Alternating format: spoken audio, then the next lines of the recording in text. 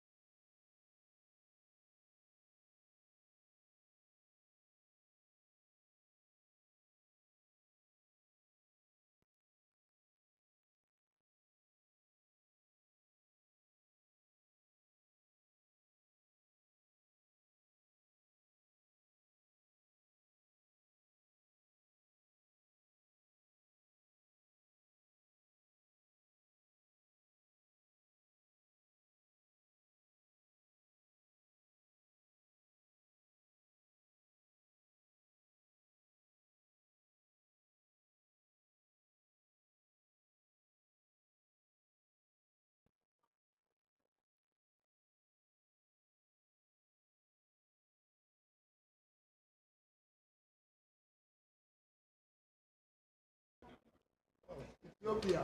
Yes, sir. Ethiopia.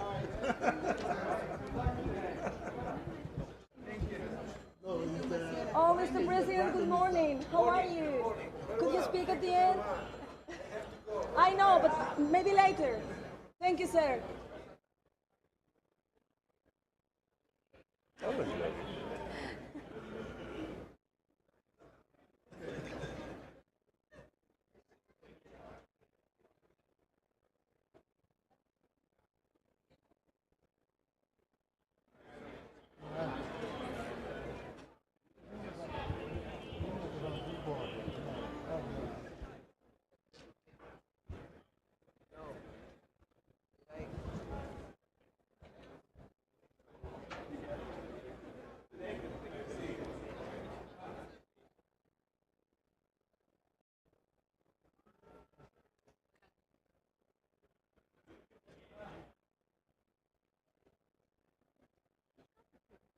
Holland.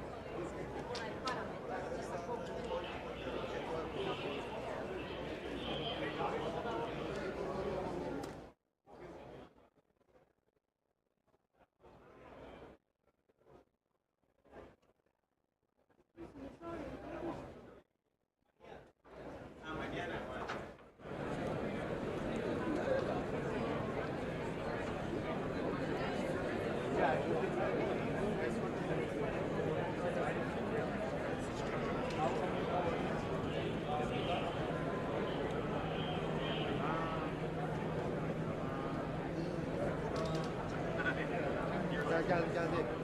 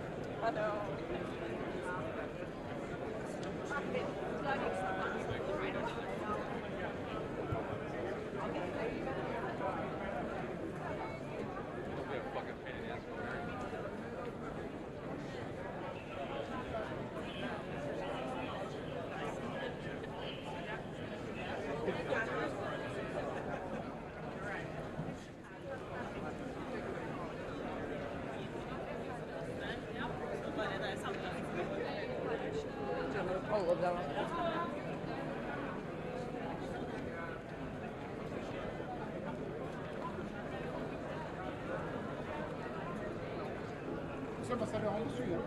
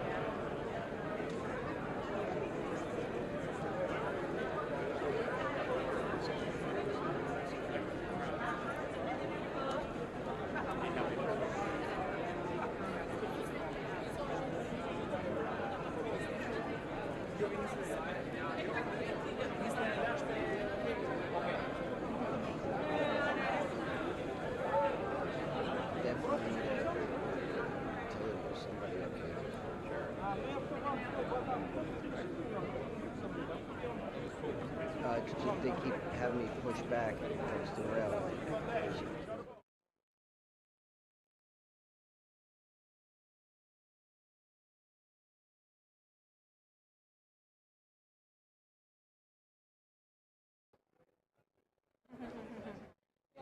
Be careful with the camera. Yeah, you.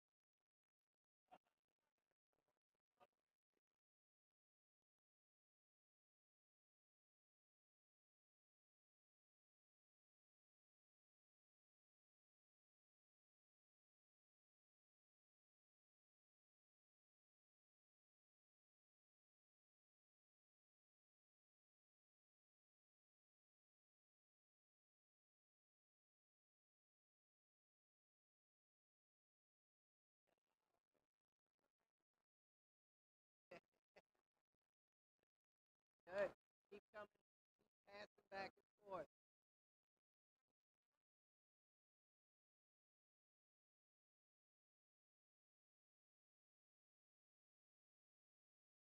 Pamela.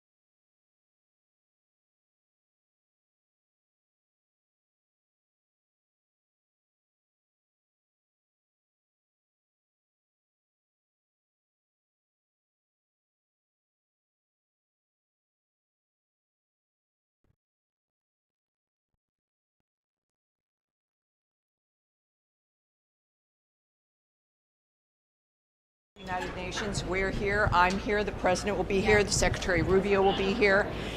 They're transparent. They've been very clear. The President obviously loves New York. We recognize the importance of the UN, the importance of the world working together, but it must be functional, efficient. It must reach the people who really needs it. It must be rapid. As the Secretary of State has said, Marco Rubio, we must operate at the speed of relevancy. So it's because we care is why you're going to hear messages about reform and restoration, things that will take us into the future. Do you think the President will address the peace in DRC? I'm not going to get ahead of the President. He will address everything of importance to us. It's clear. He's made a difference in the world. He'll continue to. It's going to be a very exciting day. The door is open to the future.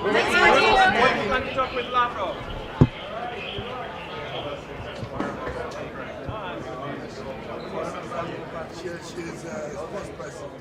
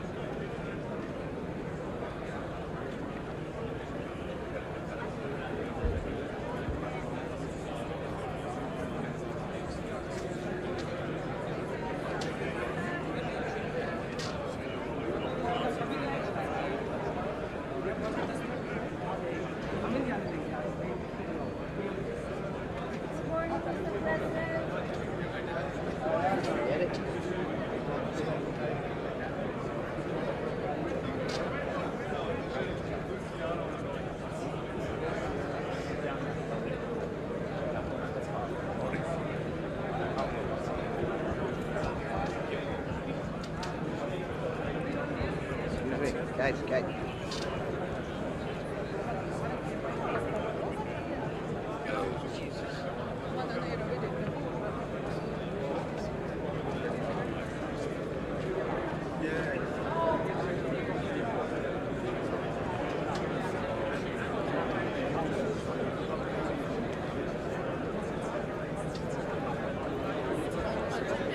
Pode ser interpreta então,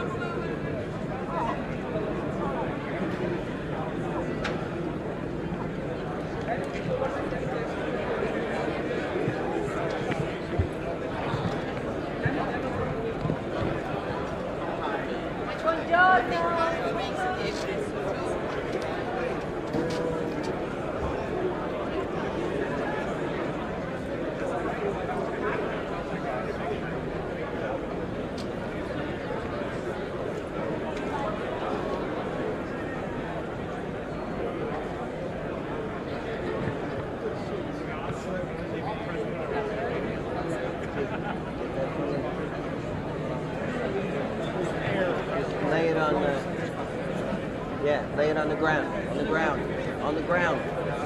Thank you.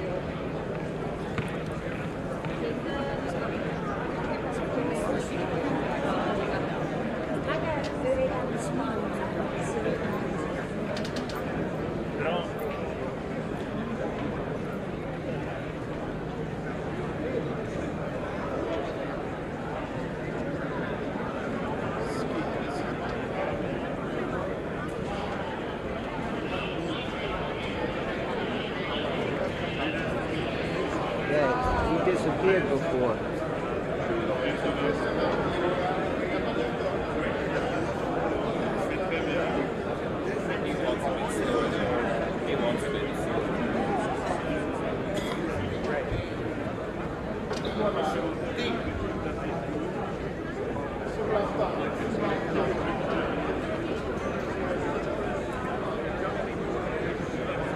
Big motorcade's coming. I don't know who it is. Oh, really?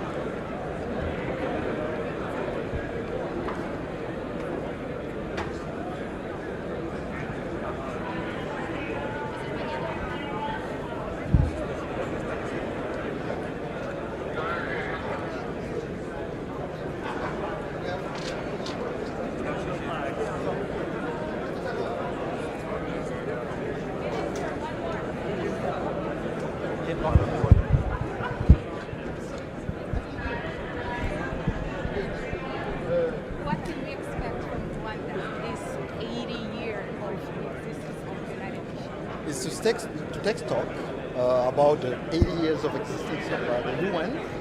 You remember that the UN was created after the Holocaust, a genocide.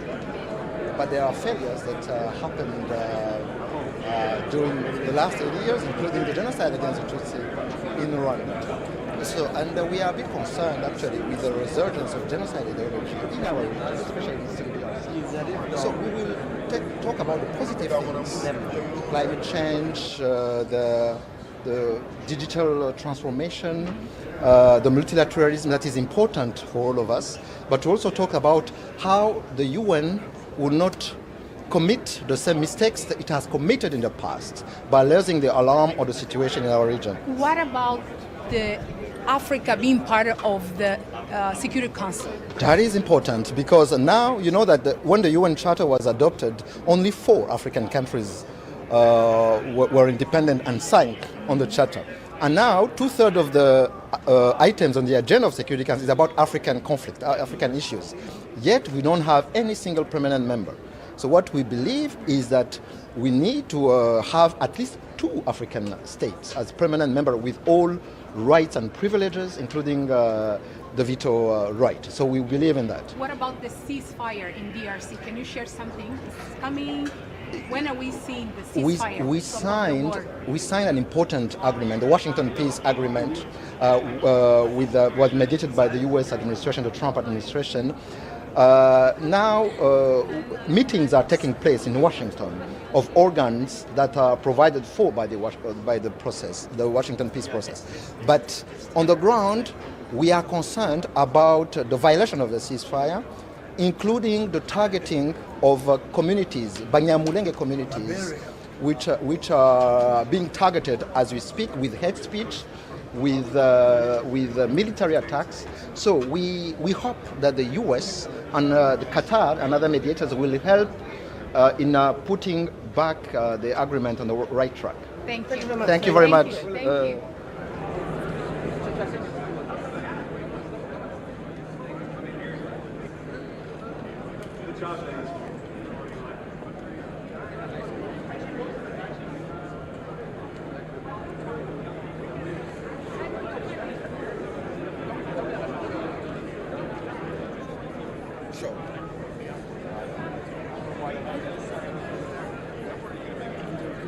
Okay.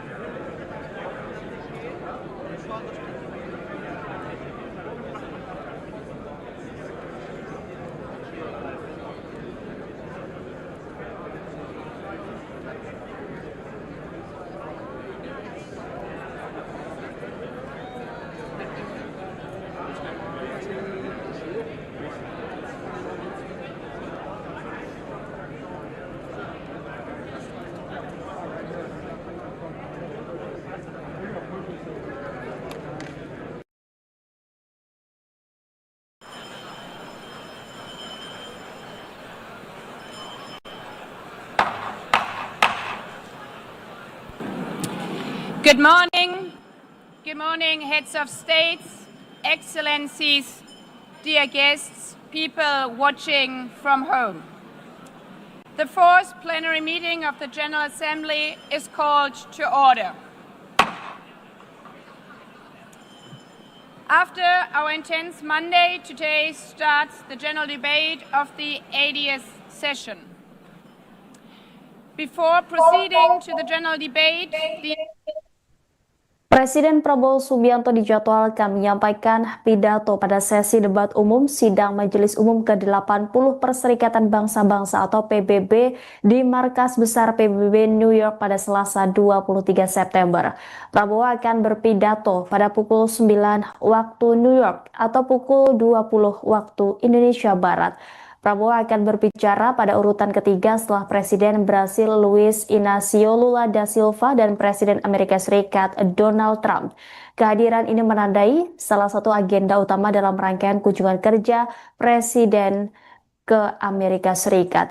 Berikut adalah video lengkap pidato Presiden Prabowo Subianto di Sidang Majelis Umum PBB.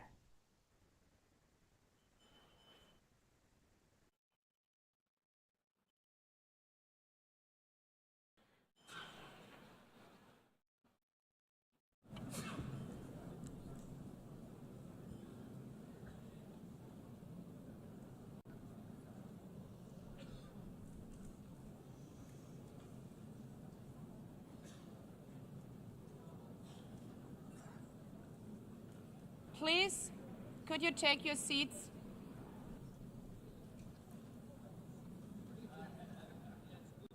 Let me begin with two words we have not been able to say often enough in this hall. Madam President.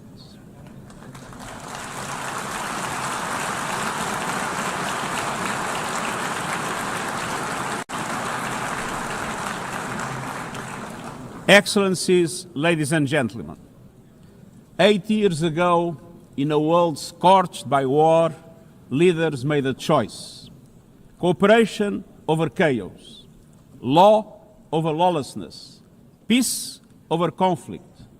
And that choice gave birth to the United Nations, not as a dream for perfection, but as a practical strategy for the survival of humanity. Many of our founders had seen firsthand the hell of the death camps and the terror of war. They knew that true leadership meant creating a system to prevent a replay of those horrors, a firewall against the flames of conflict and World War III, a forum for sovereign states to pursue dialogue and cooperation, and a concrete affirmation of an essential human truth: we are all in this together. And this General Assembly Hall is the heartbeat of that truth. It is why for decades world leaders have come to this one-of-a-kind podium. It is why you are here today. Because at its best, the United Nations is more than a meeting place. It's a moral compass, a force for peace and peacekeeping, a guardian of international law, a catalyst for sustainable development, a lifeline for people in crisis, a lighthouse for human rights, and the center that transforms your decisions, the decisions of member states, into action. 80 years on, we confront again the question our founders faced, only more urgent, more intertwined, more unforgiving. What kind of world do we choose to build together? Excellencies, we have our work cut out for us, as our ability to carry out that work is being cut from us. We have entered in an age of reckless disruption and relentless human suffering. Look around. The principles of the United Nations that you have established are under siege. Listen, the pillars of peace and progress are buckling under the weight of impunity, inequality, and indifference. Sovereign nations invaded, hunger weaponized, truth silence, rising smoke from bombed-out cities, rising anger in fractured societies, rising seas swallowing coastlines. Each one a warning, each one a question. What kind of world will we choose? A world of raw power or a world of laws? A world that is a scramble for self-interest or a world where nations come together?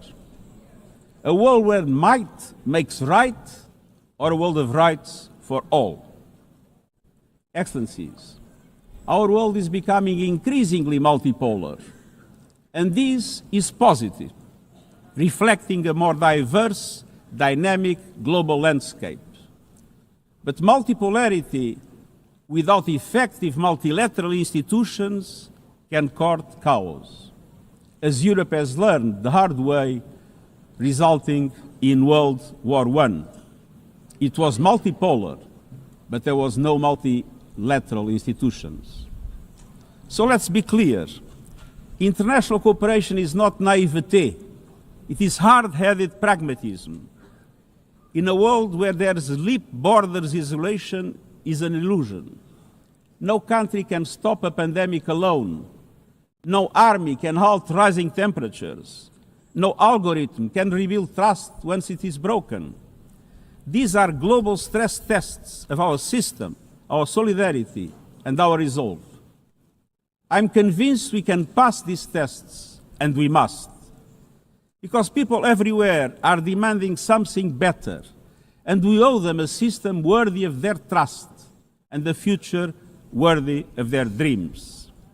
And so we must make the choice, an active choice, to reaffirm the imperative of international law, to reassert the centrality of multilateralism, to reinforce justice and human rights, and to recommit to the principles that gave rise to our organization, and to the promise contained in its first words, we the peoples. Excellencies, the choices we face are not part of an ideological debate. They are a matter of life and death for millions. As I scan the global landscape, we must make 5 critical choices. First, we must choose peace rooted in international law. Peace is our first obligation. Yet today, wars rage with a barbarity we vowed never to allow. Too often, the Charter is brandished when convenient and trampled when not. But the Charter is not optional. It is our foundation. And when the foundation cracks, everything built upon fractures. Around the world, we see countries acting as if the rules don't apply to them. We see humans treated as less than human, and we must call it out. Impunity is the mother of chaos, and it has spawned some of the most atrocious conflicts of our times. In Sudan, civilians are being slaughtered, starved, and silenced. Women and girls face unspeakable violence. There is no military solution. I urge all parties, including those in this hall, end the external support that is fueling this bloodshed. Push to protect civilians, because the Sudanese people deserve peace, dignity, and hope. In Ukraine, relentless violence continues to kill civilians, destroy civilian infrastructure, and threaten global peace and security. I commend recent diplomatic efforts by the United States and others. We must work for a full ceasefire and a just, lasting peace in accordance with the Charter, UN resolutions, and international law. In Gaza, the horrors are approaching a third monstrous year. They are the result of decisions that defy basic humanity. The scale of death and destruction are beyond any other conflict in my years as Secretary General. The International Court of Justice has issued legally binding provisional measures in the case named Application of the Convention on the Prevention and Punishment of the Crime of Genocide in the Gaza Strip. Since then, a famine has been declared and the killing has intensified. The measures stipulated by the ICJ must be implemented fully and immediately.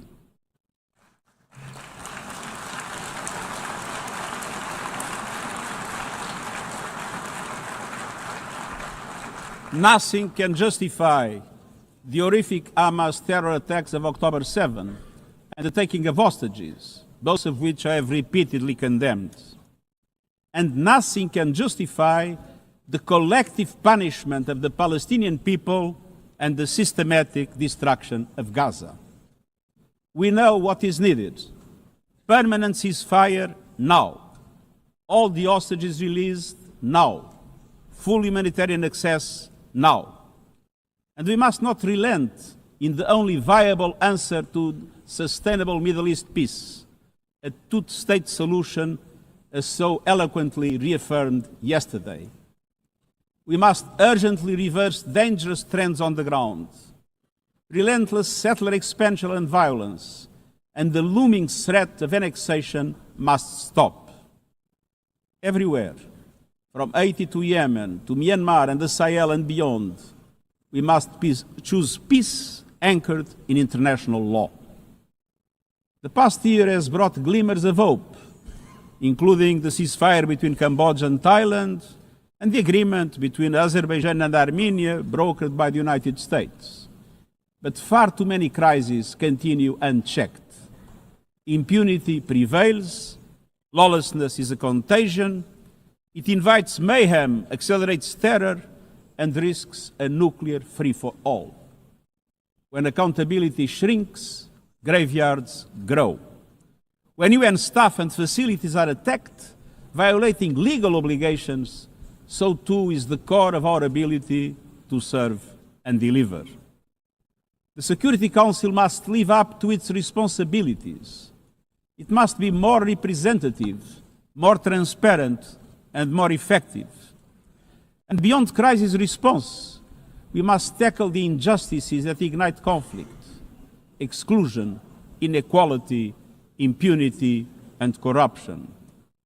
The surest way to silence the guns is to raise the volume for justice.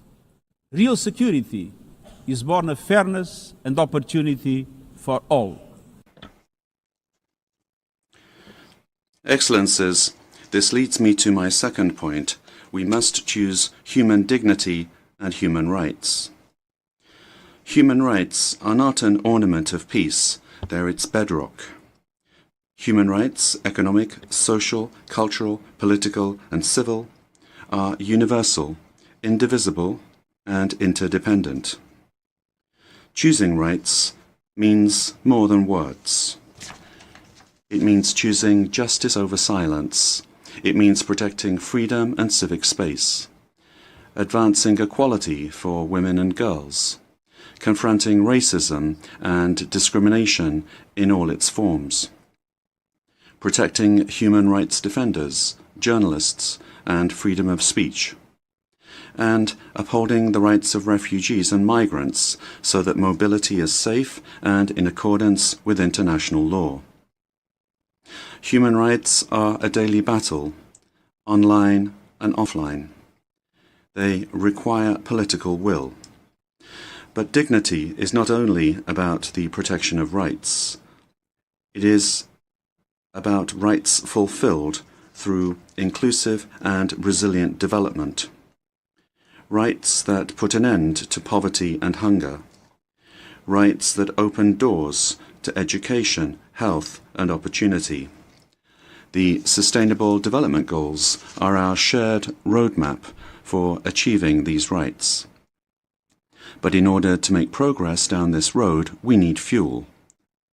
And that fuel is finance. We've seen what development done right can deliver. In the past decade, millions more have gained access to electricity, clean cooking solutions, and to the internet. Child marriage is in retreat. Women's representation is growing, but cuts to aid are wreaking havoc. They are a death sentence for many. For so many more, a stolen future. This is the great paradox of our time. We have the solutions, but we are siphoning off the fuel that would make it possible to make progress. To choose dignity, we must choose financial justice and solidarity. We need to reform the international financial architecture so that it drives development for all.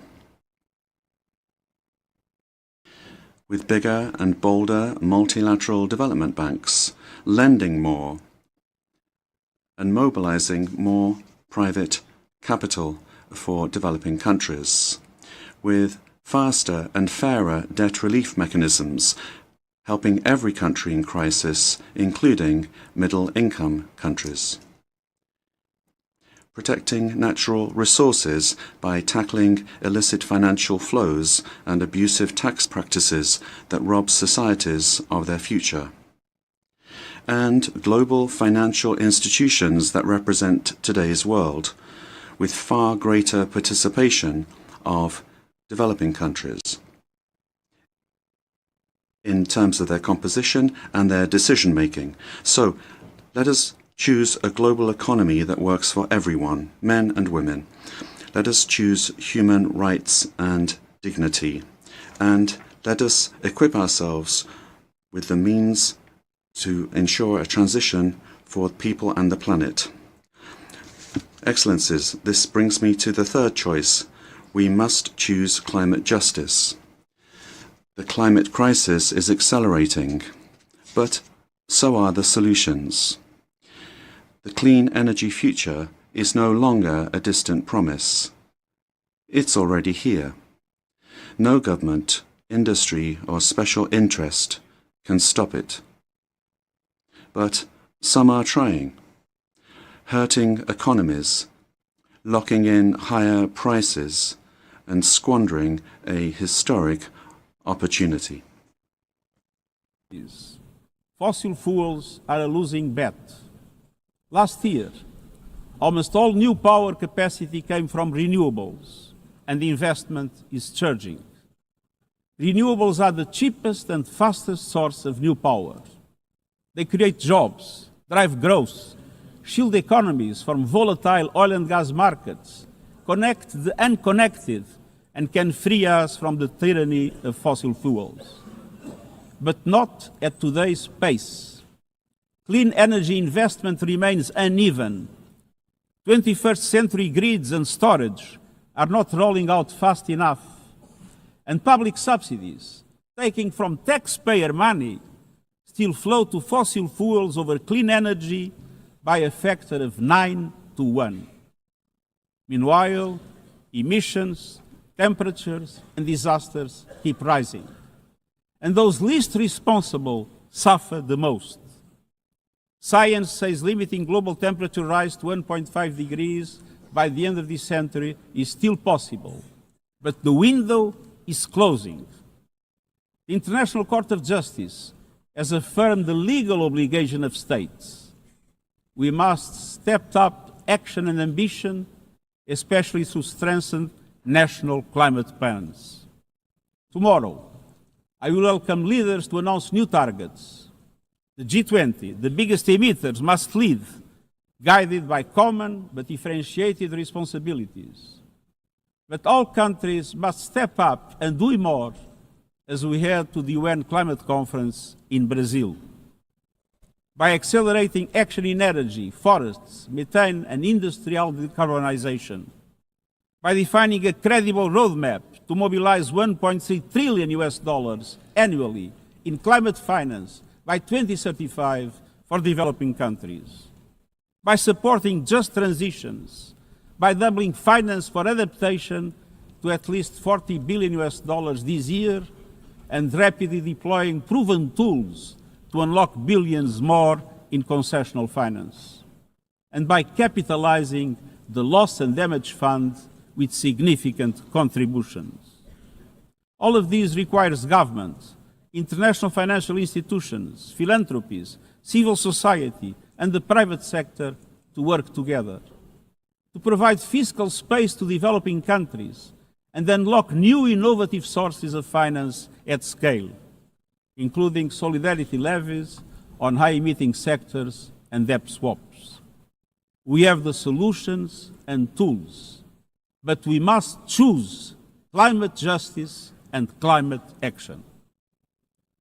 First, we must choose to put technology at the service of humanity. Artificial intelligence is rewriting human existence in real time, transforming how we learn, work, communicate, and what we can trust. And the question is not how to stop it, but how to steer it for the greater good. Technology must be our servant, not our master. It must promote human rights, human dignity, and human agency.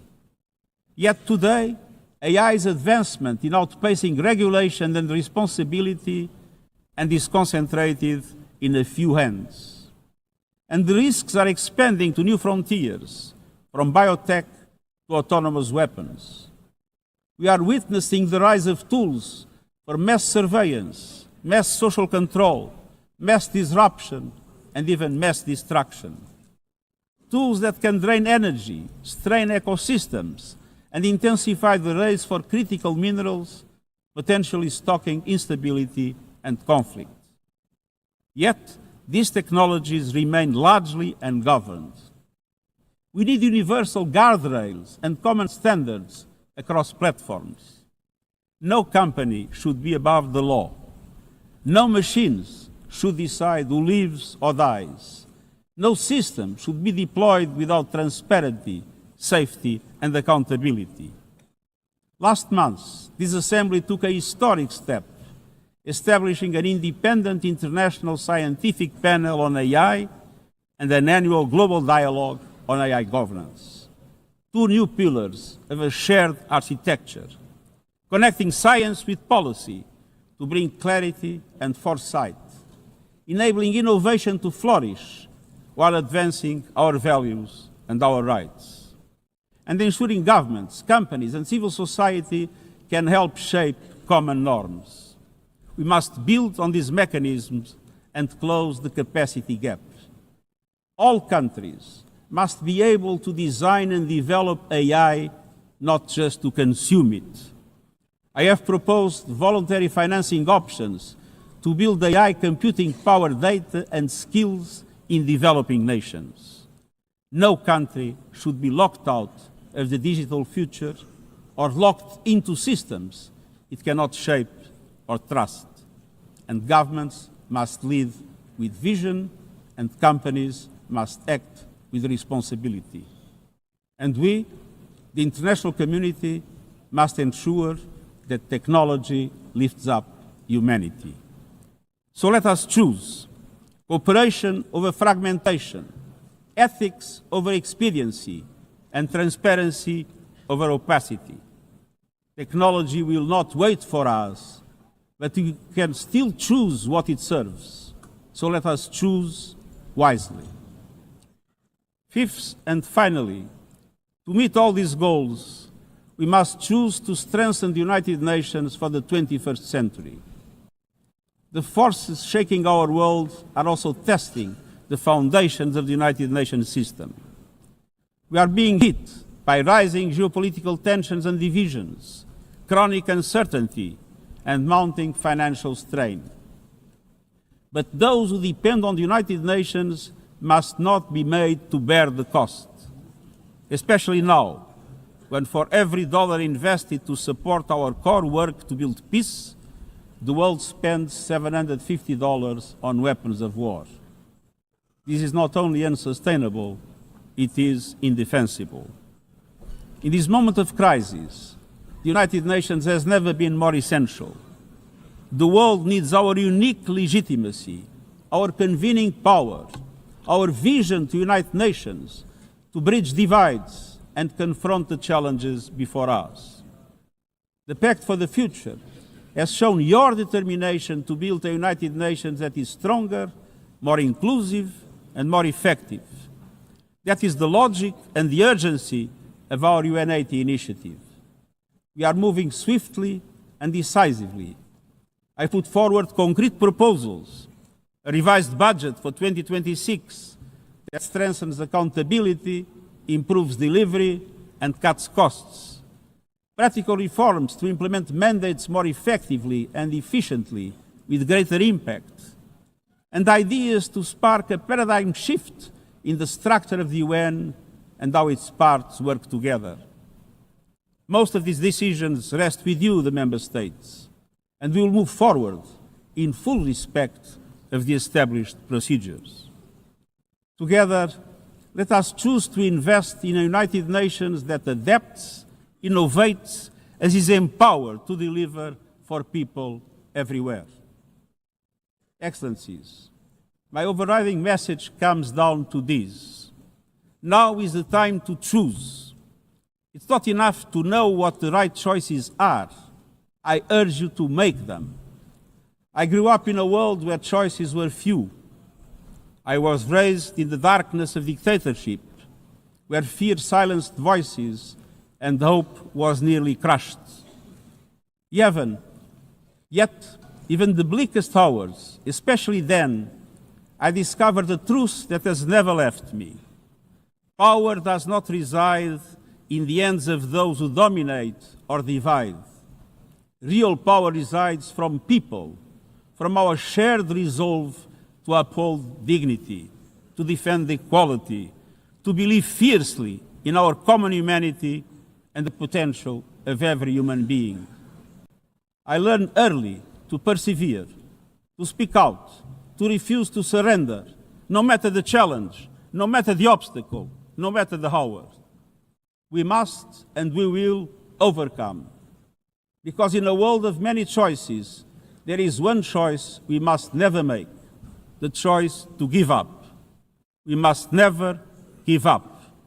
That is my promise to you, for peace, for dignity, for justice, for humanity, for the world we know is possible when we work as one. I will never, ever give up. Thank you.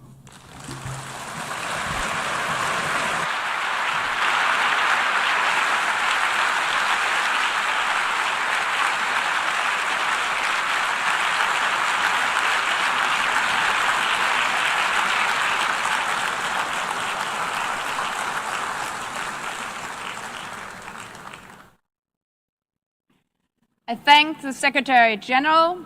The Assembly will now turn to Agenda Item 8, entitled General Debate.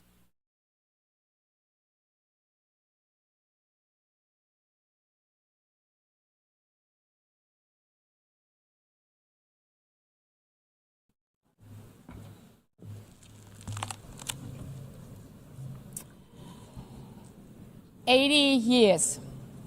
Longer than the average human life. This anniversary of the United Nations should have been a moment of celebration. But this is not an ordinary year. Just look at the state of our world, as the Secretary General described. Thousands of orphans in Gaza are wandering around the rubble, eating sand, drinking contaminated water. 90-year-old women in Ukraine are hiding from drones, trapped in their homes instead of living their final years in peace. Children in Haiti, too afraid to walk to school, afraid they might be gunned down by gangs like their friends. And for every conflict and tragedy that seizes the headlines, there are so many more that are forgotten, lost to the news cycle. Like women in Democratic Republic of the Congo, shielding their daughters from armed groups, fearful they might be raped. And Rohingya children, spending their whole childhood in tattered tents, unable to remember what their home looks like.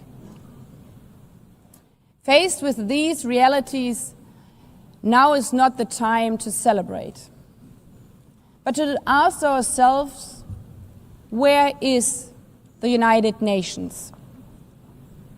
Distinguished heads of state and government, Mr. Secretary General, Excellencies, ladies and gentlemen, people out there in the world watching us. Clearly, we have to do better. But what we should not let cynics allow to weaponize these failures, to argue that our institution is a waste of money, outdated, irrelevant. When the principles of the Charter are ignored, Is it the UN that has failed? When tanks rolled into Ukraine, was it because Article 2 of the Charter is not clear enough about sovereignty and territorial integrity? When civilians, children, are killed in Gaza, is it humanitarian law at fault for failing to protect them? It's not the Charter which fails. It's not the UN as an institution which fails. The Charter, our Charter, is only as strong as member states' willingness to uphold it, and their willingness to hold to account those who violate it. Excellencies, yes, our world is in pain. Yes, we have failures. But imagine how much worse would it be without the United Nations? Would a single person be better off without it? Without UNICEF, 26 million children would not have received an education. Without the World Food Programme, nearly 125 million people would have lacked life-saving food assistance. Without the World Health Organization, over 1 billion vaccines would not have been supplied. Sometimes we could have done more, but we cannot let this dishearten us. If we stop doing the right thing, evil would prevail. This 80th session is not about big celebrations. It's about finding the resolve not to give up, the resolve to be better together, just as our predecessors did 8 decades ago. This institution was born in a world on fire and desperate for reprieve. 750 million, nearly a third of humanity back then, still under colonial rule. 2 world wars in a generation, 70 million dead. The horrors of the Holocaust revealed to our collective shame. This was a generation that knew almost nothing but suffering and despair. The signing of the Charter in 1945 gave hope to millions, gave us a North Star that guided our path from the ashes of war, helped guide nations from colonial rule into independent states, helped end apartheid. Across the decades, the United Nations has been a compass pointing toward peace, humanity, and justice. We have not always succeeded, but the story of this institution is not a story of easy victories.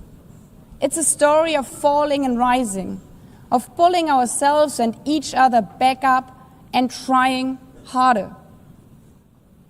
We gather here for the 80th time, not for empty celebration, not out of ritual, not to hear our own voices. We gather to prove that this institution matters, and that through this institution, every nation represented here, no matter how big or small, can summon again the strength and unity first shown in San Francisco 80 years ago. The courage and resolve of world leaders, who even while some called them back then naive, believed they could build a better world from the wreckage of the old. They showed then what true leadership is. It's not about imposing your will or putting others down. True leadership is about lifting others up, not out of altruism, but for our mutual benefit, and even out of our self-interest. Because as our founders and every architect of peace since then has understood, helping others is what makes ultimately our own countries stronger. Could any state have faced the global pandemic alone? The virus did not have any passport. We were only able to solve it at the end with the support of the World Health Organization. The climate crisis does not stop at borders. CO2 emissions anywhere affect people everywhere. Even the wealthiest cities in the world cannot shield themselves from wildfires. And imagine coming here by plane, how safe would you feel to step into the next airplane if there were no International Civil Aviation Organization anymore, which is responsible for setting safety regulations for 5 billion passengers each year? How comfortable would you be with your children using the internet while AI is uncontrolled and unchecked? As the lines between what is real and fake start to blur. In this globalized, digitalized world, we work together or we suffer alone. Excellencies, the theme of this milestone session and the high-level week is therefore better together. 80 years and more for peace, development, and human rights. Will living up to that be easy? No. But this hall was not built for easy times. It was built to come together to confront the hardest topics. This session is a session where the high-level week is about resolving differences. We showed some of it yesterday already. But even the House of Dialogue and Diplomacy needs a renovation. That is why the UN80 initiative and the wider reform process are not luxuries, but necessities. We are literally now at a crossroads, a make it or break it moment, politically, financially. Therefore, we have to deliver a United Nations that is agile, cost-effective, and fit for purpose. Member States have to give the Secretary General and this process their full support, because reform cannot stop in New York. It must carry through to every capital. That includes delivering the Pact for the Future and accelerating progress on the Sustainable Development Goals. Again, this is not about charity. It's about addressing the core purposes of this institution, about strengthening our foundations across all three pillars: peace and security, human rights, and sustainable development. They are inseparable.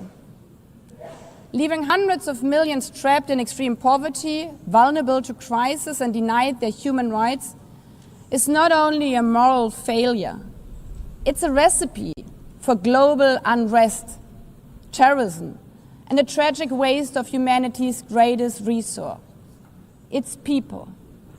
Put it simply, without the SDGs, there cannot be lasting peace. Excellencies, our future as an institution will also be shaped by the selection of the next Secretary General.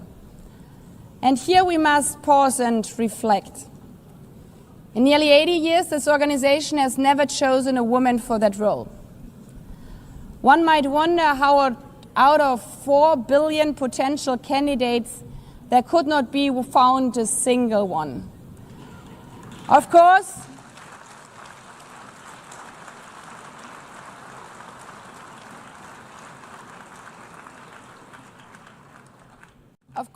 the choice rests with member states. But those of you having been there yesterday celebrating Beijing, one strong female leader after the other from all our continents. Like 80 years ago, we are standing at a crossroads. And it's up to us, to every single member state, to live up to the same leadership as your predecessors did. To act when action is needed. To uphold the principles of our charter. To be better together. To show the people around the world that this United Nation is there. today, tomorrow, and for the next 8 decades. Because, after all, it's the life insurance for every country. Thank you.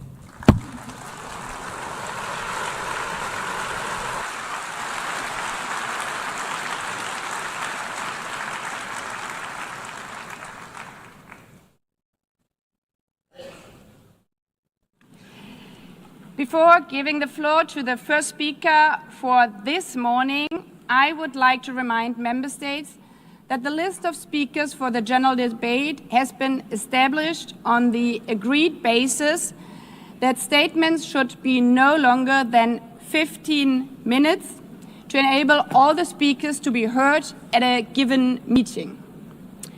Within this time frame, I would like to appeal to speakers to deliver their statements at a reasonable pace so that interpretation into the other official languages may be provided properly.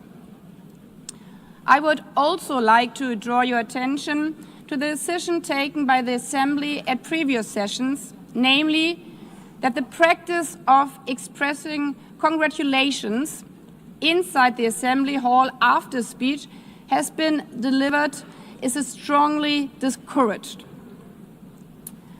After delivering their statements from the rostrum, speakers are invited to exit the hall through room JA200, located behind the podium, before returning to their seats. May I take it that the Assembly agrees to proceed in this manner? It's so decided. Finally, I should like to draw the attention of Member States that during the general debate, official photographers are in the room and will take official photographs of all speakers by the Department of Global Communications. Members interested in obtaining these photographs are requested to contact the Photo Library of the United Nations. By this, the Assembly will hear an address by His Excellency Luiz Inácio Lula da Silva, President of the Federative Republic of Brazil. I request the protocol to escort His Excellency and invite him to address the Assembly.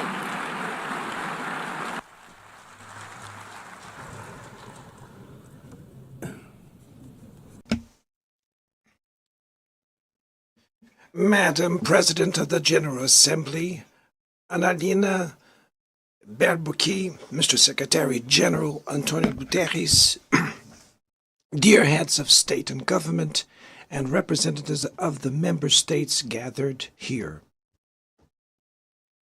This should be a time to celebrate the United Nations. Created at the end of the war, the UN symbolizes the highest expression of the aspiration for peace and prosperity. Today, however, the ideals that inspired its founders in San Francisco are under threat as never before in their history. Multilateralism is at a new crossroads. The organization's authority is in check. We are witnessing the consolidation of an international order marked by repeated concessions to power play. Attacks on sovereignty, arbitrary sanctions, and unilateral interventions are becoming the rule. There is a clear parallel between the multilateralism crisis and the weakening of democracy. Authoritarianism is strengthened when we fail to act in the face of arbitrary acts, when the international society falters in defending peace, sovereignty, and the rule of law. The consequences are tragic.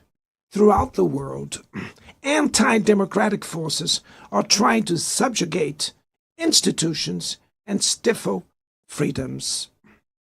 They worship violence, praise ignorance, act as physical and digital militias, and restrict the press.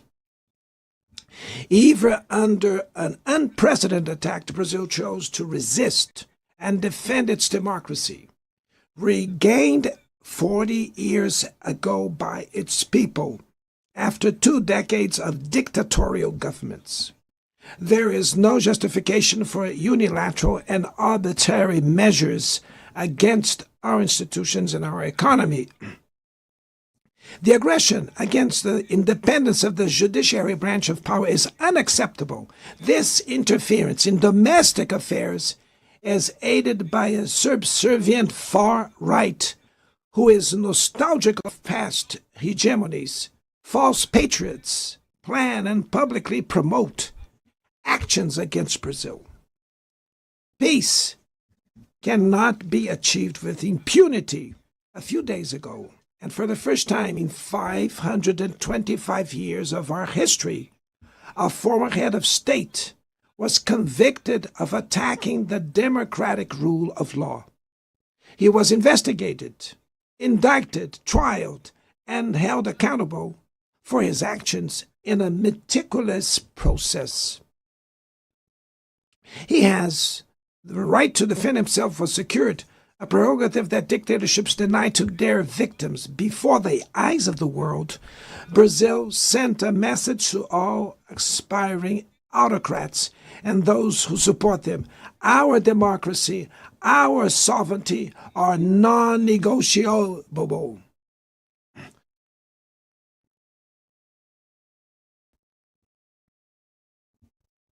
We will continue as an independent nation and as a people free from any type of guardianship. Sound democracies go beyond the electoral ritual. Its strength presupposes the reduction of inequalities, the guarantee of the most basic rights: food, safety, work, housing, education, and health. Democracy fails when women earn less than men or die at the hands of partners and family members.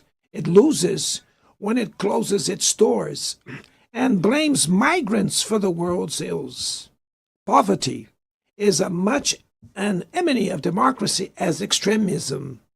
Therefore, we were proud to receive confirmation from FAO that Brazil has once again left the hunger map in this year, 2025. But in the world, there are still 670 million hungry people, and about 2.3 billion face food insecurity. The only war of which everyone can emerge victorious is the one we wage against hunger and poverty. This is the goal of the global alliance we launched at the G20 and which has the support of 103 countries.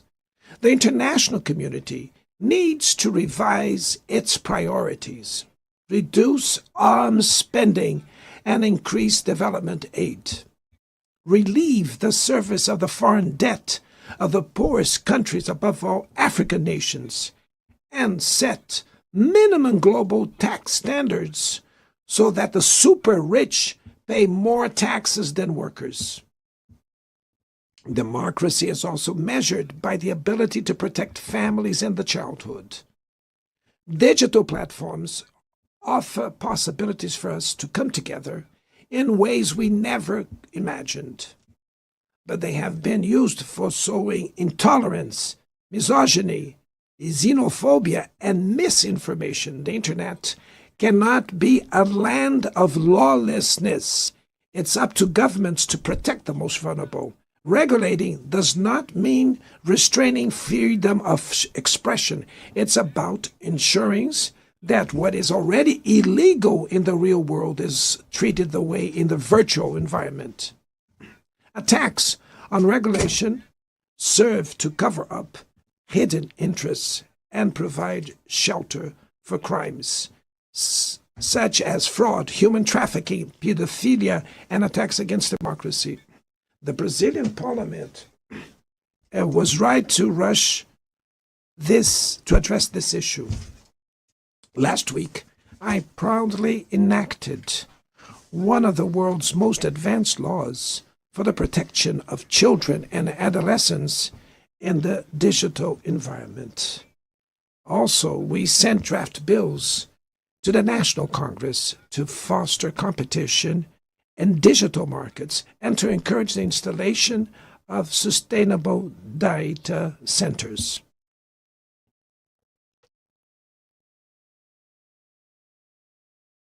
To mitigate the risks of artificial intelligence, we are committed to building multilateral governance in line with the Global Digital Compact that was approved in this plenary last year. Ladies and gentlemen, Your Excellencies, in Latin America and the Caribbean, we are experiencing a time of growing polarization and instability. Maintaining the region as a zone of peace is and was our priority. We are a continent free of weapons of mass destruction, without ethnic or religious conflicts. The comparison between crime and terrorism is worrying. The most effective way to combat drug trafficking is to cooperate to suppress money laundering and limit arms trade. Using lethal force in situations that do not constitute armed conflict is tantamount to executing people without trial. Other parts of the planet have already witnessed interventions that cause greater damage than intended, with serious humanitarian consequences. The path to dialogue must not be closed in Venezuela. Haiti has the right to a violence-free future, and it is unacceptable that Cuba be listed as a country that sponsors terrorism. In the conflict in Ukraine,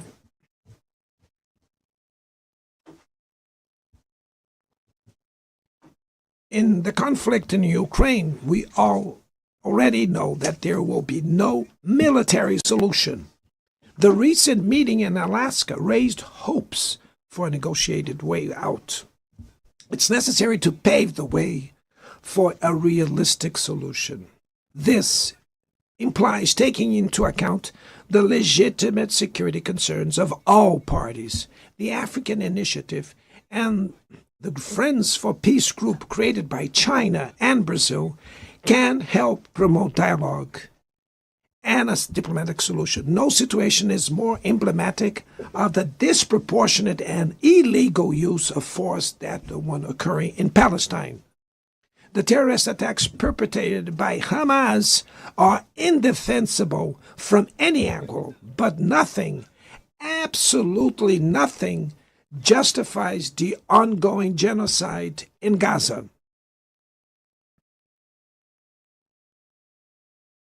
There, under tons of rubble, are buried tens of thousands of innocent women and children. There, we can see that international humanitarian law and the myth of ethical exceptionalism of the West are also being buried there. This massacre would not have happened without the complicity of those who could have prevented it. In Gaza, hunger is used as a weapon of war, and the forced displacement of populations goes on unpunished. I express my admirations to the Jews who, inside and outside Israel, oppose this collective punishment. The Palestinian people are at risk of disappearing. They will only survive with an independent state integrated to the international community. This is the solution defended by more than 150 UN members, reaffirmed yesterday here in this very plenary, but bared by a single veto. It is regrettable that President Mahmoud Abbas was prevented by the host country of occupying the Palestinian bench at this historical moment.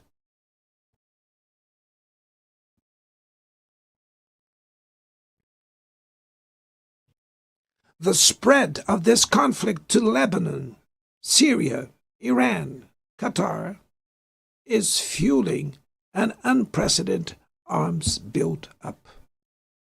Madam President, bombs and nuclear weapons will not protect us from the climate crisis. The year of 24 was the warmest already registered. COP30 in the city of Belém, Brazil, will the COP of truth. It will be the time for world leaders to prove the seriousness of their commitment to the planet. Without a complete picture of the NDC's nationally determined contributions, we were walking blindfolded towards the abyss. Brazil has committed to reducing its emissions by 59 and 67%, covering all greenhouse gases and all sectors of the economy.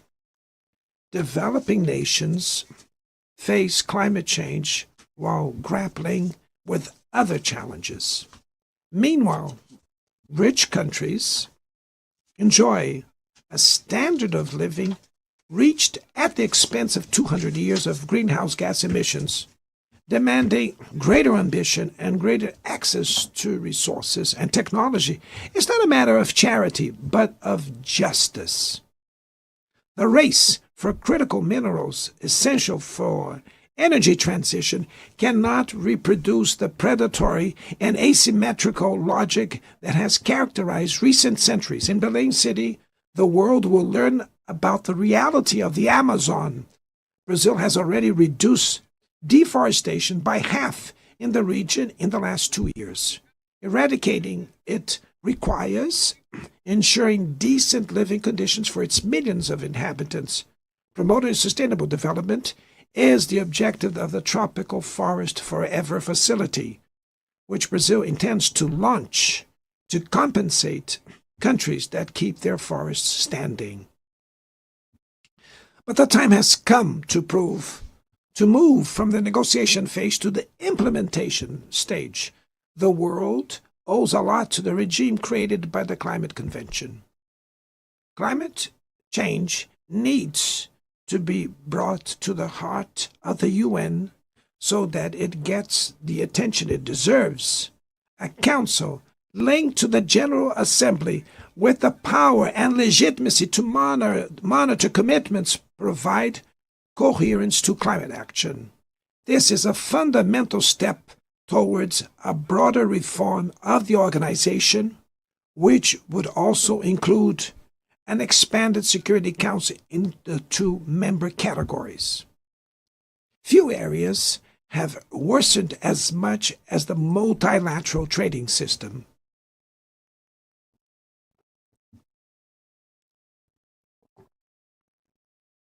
Unilateral measures have rendered fundamental principles, such as the most favored nations clauses, meaningless. They have disrupted value chains and threw the global economy into a pernicious spiral of high prices and stagnation. It is urgent to refound the WTO based on modern and flexible foundations. Your Excellencies, ladies and gentlemen, this year, the world lost 2 exceptional public figures. Former Uruguayan President Pepe Mujica and our dear Pope Francis, both embodied the best humanist values like no other. Their lives were intertwined with the 8 decades of the UN's existence. If they were still among us, they would use this platform to remember that authoritarianism, environmental degradation, and inequality are not relentless, that the only ones defeated are those who stand idly by resigned,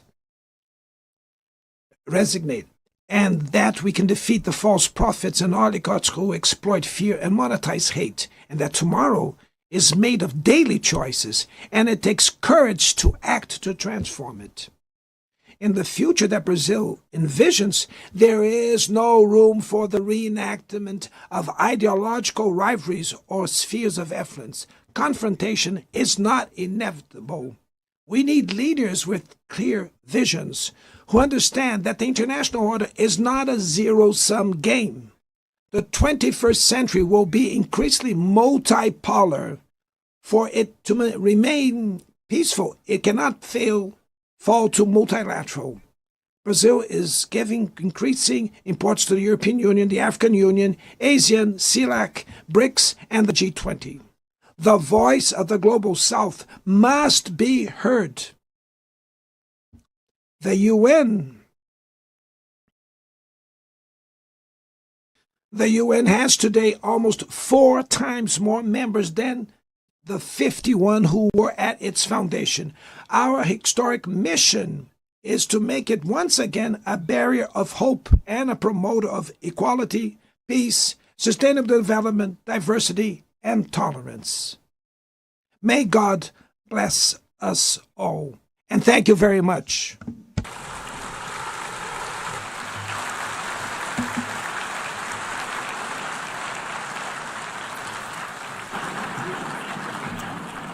On behalf of the Assembly, I wish to thank the President of the Federative Republic of Brazil,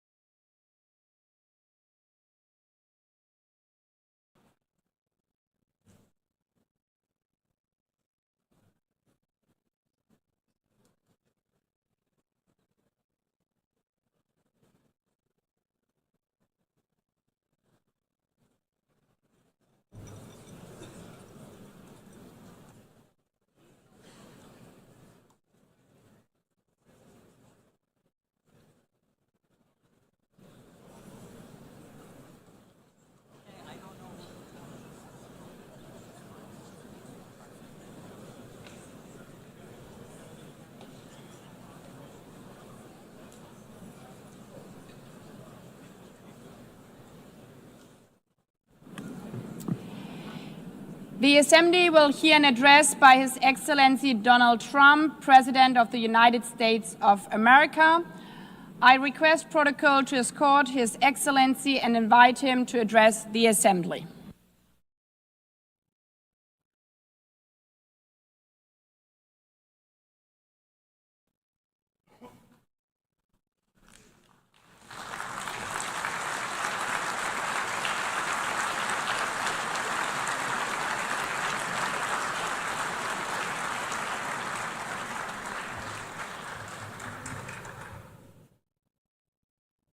Thank you very much. Very much appreciated.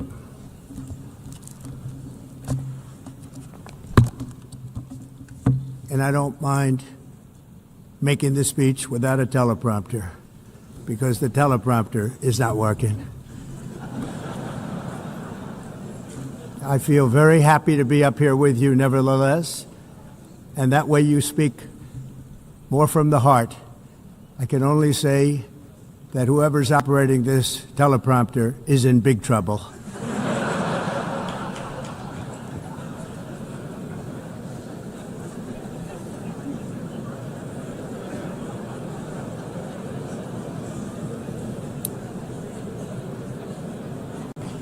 Hello, Madam First Lady.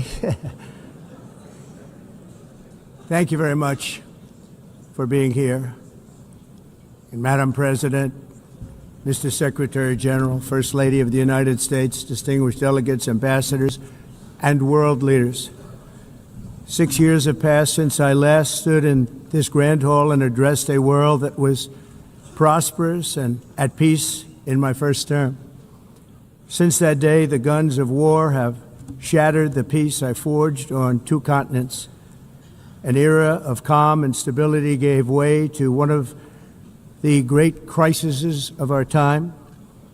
And here in the United States, 4 years of weakness, lawlessness, and radicalism under the last administration delivered our nation into a repeated set of disasters. 1 year ago, our country was in deep trouble, but today, just 8 months into my administration, we are the hottest country anywhere in the world, and there is no other country even close. America is blessed with the strongest economy, the strongest borders, the strongest military, the strongest friendships, and the strongest spirit of any nation on the face of the earth. This is indeed the golden age of America. We are rapidly reversing the economic calamity we inherited from the previous administration, including ruinous price increases and record-setting inflation like we've never had before. Under my leadership, energy costs are down, gasoline prices are down, grocery prices are down, mortgage rates are down, and inflation has been defeated. The only thing that's up is the stock market, which just hit a record high. In fact, it hit a record high 48 times in the last short period of time. Growth is surging, manufacturing is booming. The stock market, as I said, is doing better than it's ever done. And all of you in this room benefit by that, almost everybody. And importantly, workers' wages are rising at the fastest pace in more than 60 years.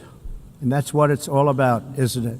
In 4 years of President Biden, we had less than $1 trillion of new investment into the United States. In just 8 months since I took office, we have secured commitments and money already paid for $17 trillion. Think of it, 4 years, less than $1 trillion, 8 months, much more than $17 trillion is being invested in the United States, and it's now pouring in from all parts of the world.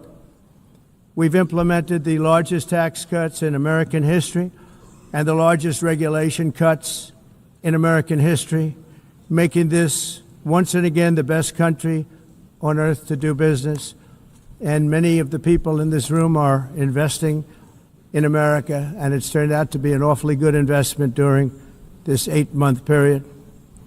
In my first term, I built the greatest economy in the history of the world. We had the best economy ever, history of the world. And I'm doing the same thing again, but this time it's actually much bigger and even better. The numbers far surpass my record-setting first term. On our southern border, we have successfully repelled a colossal invasion. And for the last 4 months, and that's 4 months in a row, the number of illegal aliens admitted and entering our country has been 0. Hard to believe, because if you look back just a year ago, it was millions and millions of people pouring in from all over the world, from prisons, from mental institutions, drug dealers. All over the world they came. They just poured into our country with the ridiculous open border policy of the Biden administration. Our message is very simple. If you come illegally into the United States, you're going to jail, or you're going back to where you came from, or perhaps even further than that. You know what that means. I want to thank the country of El Salvador for the successful and professional job they've done in receiving and jailing so many criminals that entered our country. And it was under the previous administration that the number became record-setting, and they're all being taken out. We have no choice. And other countries have no choice, because other countries are in the exact same situation with immigration. It's destroying your country, and you have to do something about it. On the world stage, America is respected again like it has never been respected before. You think about 2 years ago, 3 years ago, 4 years ago, or 1 year ago, we were a laughingstock all over the world. At the NATO summit in June, virtually all NATO members formally committed to increase defense spending at my request from 2% to 5% of GDP, making our alliance far stronger and more powerful than it was ever before. In May, I traveled to the Middle East to visit my friends and rebuild our partnerships in the Gulf and those valued relationships with Saudi Arabia, Qatar, and the UAE and other countries are now, I believe, closer than ever before. My administration has negotiated one historic trade deal after another, including with the United Kingdom, the European Union, Japan, South Korea, Vietnam, Indonesia, the Philippines, Malaysia, and many, many others. Likewise, in a period of just 7 months, I have ended 7 unendable wars. They said they were unendable. You're never going to get them solved. Some were going for 31 years, 2 of them, 31, think of it, 31 years. One was 36 years. One was 28 years. I ended 7 wars. And in all cases, they were raging with countless thousands of people being killed.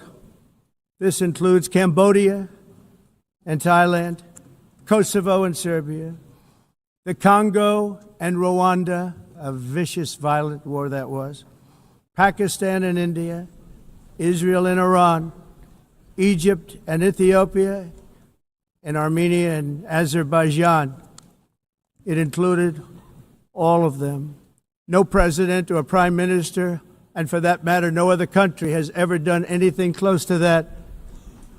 And I did it in just 7 months. It's never happened before. There's never been anything like that. I'm very honored to have done it. It's too bad that I had to do these things instead of the United Nations doing them. And sadly, in all cases, the United Nations did not even try to help in any of them.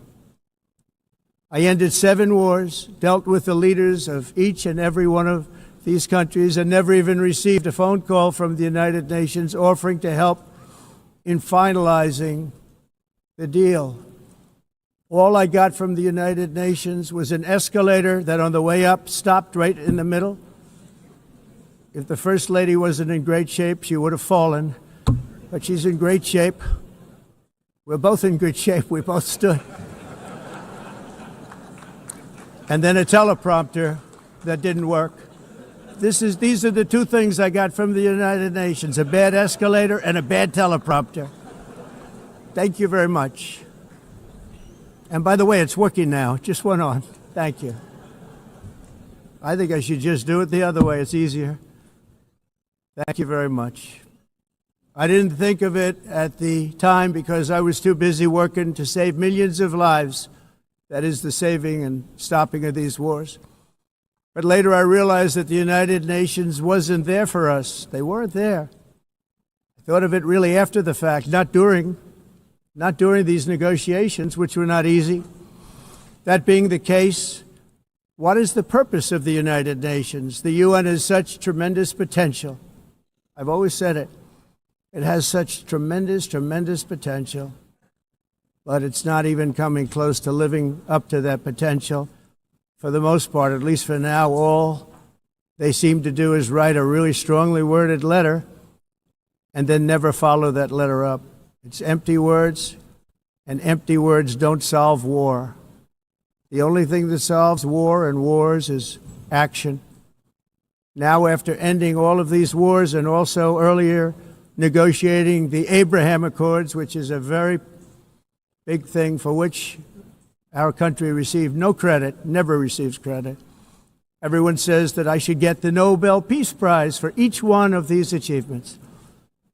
But for me, the real prize will be the sons and daughters who live to grow up with their mothers and fathers, because millions of people are no longer being killed in endless and unglorious wars. What I care about is not winning prizes, it's saving lives. We saved millions and millions of lives with the 7 wars. And we have others that we're working on, and you know that. Many years ago, a very successful real estate developer in New York, known as Donald J. Trump, I bid on the renovation and rebuilding of this very United Nations complex. I remember it so well. I said at the time that I would do it for $500 million, rebuilding everything. It would be beautiful. I used to talk about, I'm going to give you marble floors. They're going to give you terrazzo. I'm going to give you the best of everything. You're going to have mahogany walls. They're going to give you plastic. But they decided to go in another direction, which was much more expensive at the time, and which actually produced a far inferior product. And I realized that they did not know what they were doing when it came to construction, and that their building concepts were so wrong, and the product that they were proposing to build was so bad and so costly. It was going to cost them a fortune. And I said, and wait till you see the overruns. Well, I turned out to be right. They had massive cost overruns and spent between $2 and $4 billion on the building and did not even get the marble floors that I promised them. You walk on terrazzo. Do you notice that? As far as I'm concerned, frankly, looking at the building and getting stuck on the escalator, they still haven't finished the job. They still haven't finished. That was years ago. The project was so corrupt that Congress actually asked me to testify before them on the tremendous waste of money, because it turned out that they had no idea what it was, but they knew it was anywhere between $2 and $4 billion as opposed to $500 million with a guarantee. But they had no idea, and I said it cost much more than $5 billion. Unfortunately, many things in the United Nations are happening just like that, but on an even much bigger scale, much, much bigger. Very sad to see. Whether the UN can manage to play a productive role, I've come here today to offer the hand of American leadership and friendship to any nation in this assembly that is willing to join us in forging a safer, more prosperous world. And it's a world that we'll be much happier with.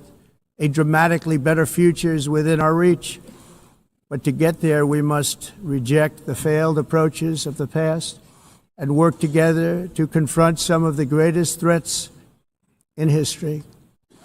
There is no more serious danger to our planet today than the most powerful and destructive weapons ever devised by man, of which the United States, as you know, has many.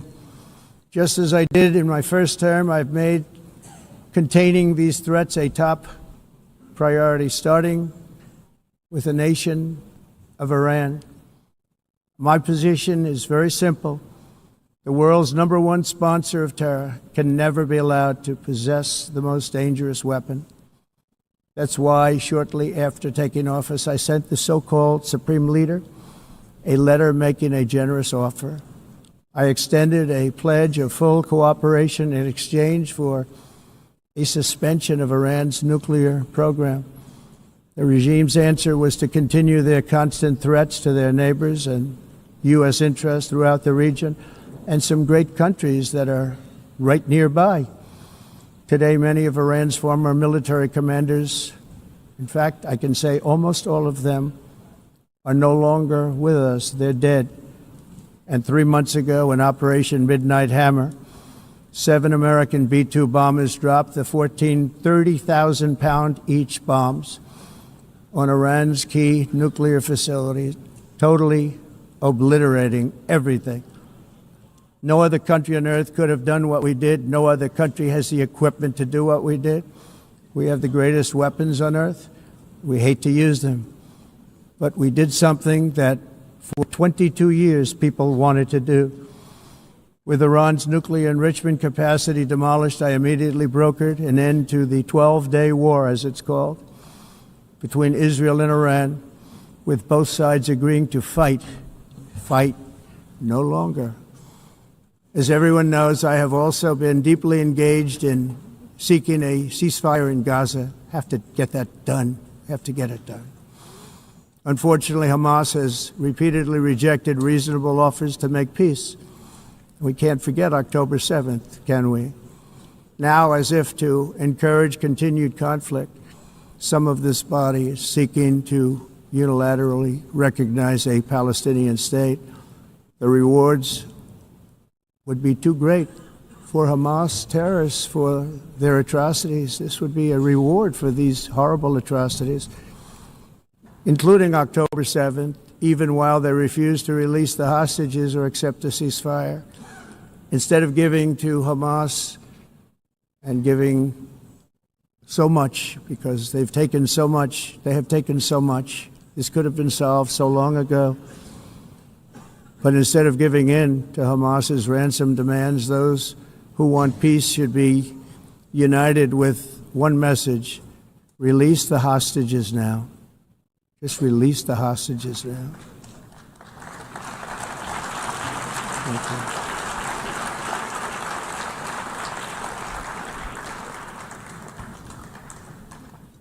Thank you. As we have got to come together, and we will come together, got to get it done. We have to stop the war in Gaza immediately. We have to stop it. We have to get it done. We have to negotiate. Immediately have to negotiate peace. We got to get the hostages back. We want all 20 back. We don't want 2 and 4. As you know, I got, along with Steve Witkoff and others that helped us, Marco Rubio, we got most of them back. We were involved in all of them. But I always said the last 20 are going to be the hardest, and that's exactly what happened. We have to get them back now. We don't want to get back 2, and then another 2, and then 1, and then 3. Have this process. No, we want them all back, and we want the actually 38 dead bodies back too. Those parents came to me, and they want them back, and they want them back very quickly and very badly, as though they were alive. They want them. They want them every bit as much as if their son or daughter were alive. I've also been working relentlessly, stopping the killing in Ukraine. I thought that would be, of the 7 wars that I stopped, I thought that would be the easiest because of my relationship with President Putin, which had always been a good one. I thought that was going to be the easiest one. But, you know, in war, you never know what's going to happen. There are always lots of surprises, both good and bad. Everyone thought Russia would win this war in 3 days, but it didn't work out that way. It was supposed to be just a quick little skirmish. It's not making Russia look good. It's making them look bad. No matter what happens from here on out, this was something that should have taken a matter of days, certainly less than a week. And they've been fighting for 3.5 years and killing anywhere from 5,000 to 7,000 young soldiers, mostly soldiers, on both sides, every single week, from 5,000 to 7,000 dead young people, and some in cities, much smaller numbers, where rockets are shot, where drones are dropped. This war would never have started if I were president. This was a war that should have never happened. It shows you what leadership is, what bad leadership can do to a country. Look what happened to the United States, and look where we are right now in just a short period of time. The only question now is how many more lives will be needlessly lost on both sides. China and India are the primary funders of the ongoing war by continuing to purchase Russian oil. But inexcusably, even NATO countries have not cut off much Russian energy and Russian energy products, which, as you know, I found out about 2 weeks ago, and I wasn't happy. Think of it. They're funding the war against themselves. Who the hell ever heard of that one? In the event that Russia is not ready to make a deal to end the war, then the United States is fully prepared to impose a very strong round of powerful tariffs, which would stop the bloodshed, I believe, very quickly. But for those tariffs to be effective, European nations, all of you are gathered here right now, would have to join us in adopting the exact same measures. I mean, you're much closer to this. We have an ocean in between. You're right there. And Europe has to step it up. They can't be doing what they're doing. They're buying oil and gas from Russia while they're fighting Russia. It's embarrassing to them, and it was very embarrassing to them when I found out about it, I can tell you that. But they have to immediately cease all energy purchases from Russia. Otherwise, we're all wasting a lot of time. So I'm ready to discuss this. We're going to discuss it today with the European nations, all gathered here. I'm sure they're thrilled to hear me speak about it, but that's the way it is. I like to speak my mind and speak the truth. As we seek to reduce the threat of dangerous weapons today, I'm also calling on every nation to join us in ending the development of biological weapons once and for all. And biological is terrible, and nuclear is even beyond, and we include nuclear in that. We want to have a cessation of the development of nuclear weapons. We know, and I get to view it all the time. Sir, would you like to see? And I look at weapons that are so powerful that we just can't ever use them. If we ever use them, the world literally might come to an end. There would be no United Nations to be talking about. There would be no nothing. Just a few years ago, reckless experiments overseas gave us a devastating global pandemic. Yet despite that worldwide catastrophe, many countries are continuing extremely risky research into bioweapons and man-made pathogens. This is unbelievably dangerous. To prevent potential disasters, I'm announcing today that my administration will lead an international effort to enforce Biological Weapons Convention, which is going to be meeting with the top leaders of the world by pioneering an AI verification system that everyone can trust. Hopefully the UN can play a constructive role, and it will also be one of the early projects under AI. Let's see how good it is, because a lot of people are saying it could be one of the great things ever, but it also can be dangerous, but it can be put to tremendous use and tremendous good, and this would be an example of that.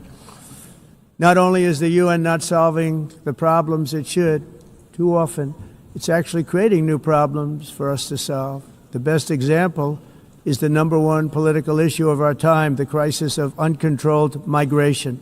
It's uncontrolled. Your countries are being ruined.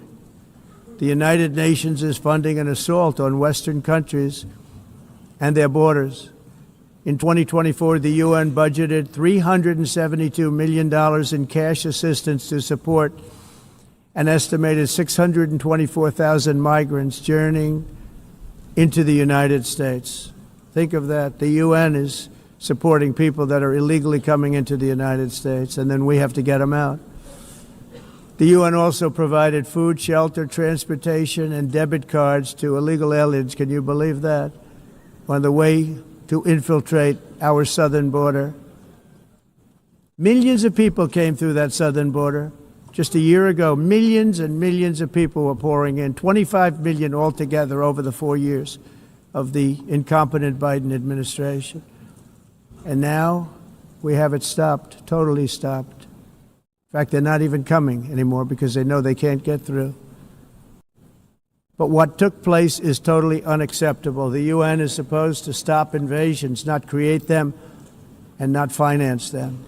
In the United States, we reject the idea that mass numbers of people from foreign lands can be permitted to travel halfway around the world, trample our borders, violate our sovereignty, cause unmitigated crime, and deplete our social safety net. We have reasserted that America belongs to the American people, and I encourage all countries to take their own stand in defense of their citizens as well. You have to do that because I see it. I'm not mentioning names. I see it, and I can call every single one of them out. You're destroying your countries. They're being destroyed. Europe is in serious trouble. They've been invaded by a force of illegal aliens like nobody's ever. And I have to say, I look at London where you have a terrible mayor, terrible mayor. And it's been so changed, so changed. Now they want to go to Sharia law. But you're in a different country. You can't do that. Both the immigration and their suicidal energy ideas will be the death of Western Europe if something is not done immediately. This cannot be sustained. What makes the world so beautiful is that each country is unique. But to stay this way, every sovereign nation must have the right to control their own borders. You have the right to control your borders, as we do now, and to limit the sheer numbers of migrants entering their countries and paid for by the people of that nation that were there and that built that particular nation at the time. They put their blood, sweat, tears, money into that country, and now they're being ruined. Proud nations must be allowed to protect their communities and prevent their societies from being overwhelmed by people they have never seen before, with different customs, religions, with different everything. Where migrants have violated laws, lodged false asylum claims, or claimed refugee status for illegitimate reasons, they should, in many cases, be immediately sent home. And while we will always have a big heart for places and people that are struggling and truly compassionate, answers will be given. We have to solve the problem, and we have to solve it in their countries, not create new problems in our countries. And we are very helpful to a lot of countries that are just not able to send their people anymore. They used to send them to us in caravans of 25, 30,000 people each. These massive caravans of people pouring into our country, totally unchecked and unvetted. But not anymore. According to the Council of Europe, in 2024, almost 50% of inmates in German prisons were foreign nationals or migrants. In Austria, the number was 53% of the people in prisons were from places that weren't from where they are now. In Greece, the number was 54%, and in Switzerland, beautiful Switzerland, 72% of the people in prisons are from outside of Switzerland. When your prisons are filled with so-called asylum seekers who repaid kindness, and that's what they did, they repaid kindness with crime. It's time to end the failed experiment of open borders. You have to end it now. See, I can tell you. I'm really good at this stuff. Your countries are going to hell. In America, we've taken bold action to swiftly shut down uncontrolled migration. Once we started detaining and deporting everyone who crossed the border and removing illegal aliens from the United States, they simply stopped coming. They're not coming anymore. We're getting a lot of credit, but they're not coming anymore.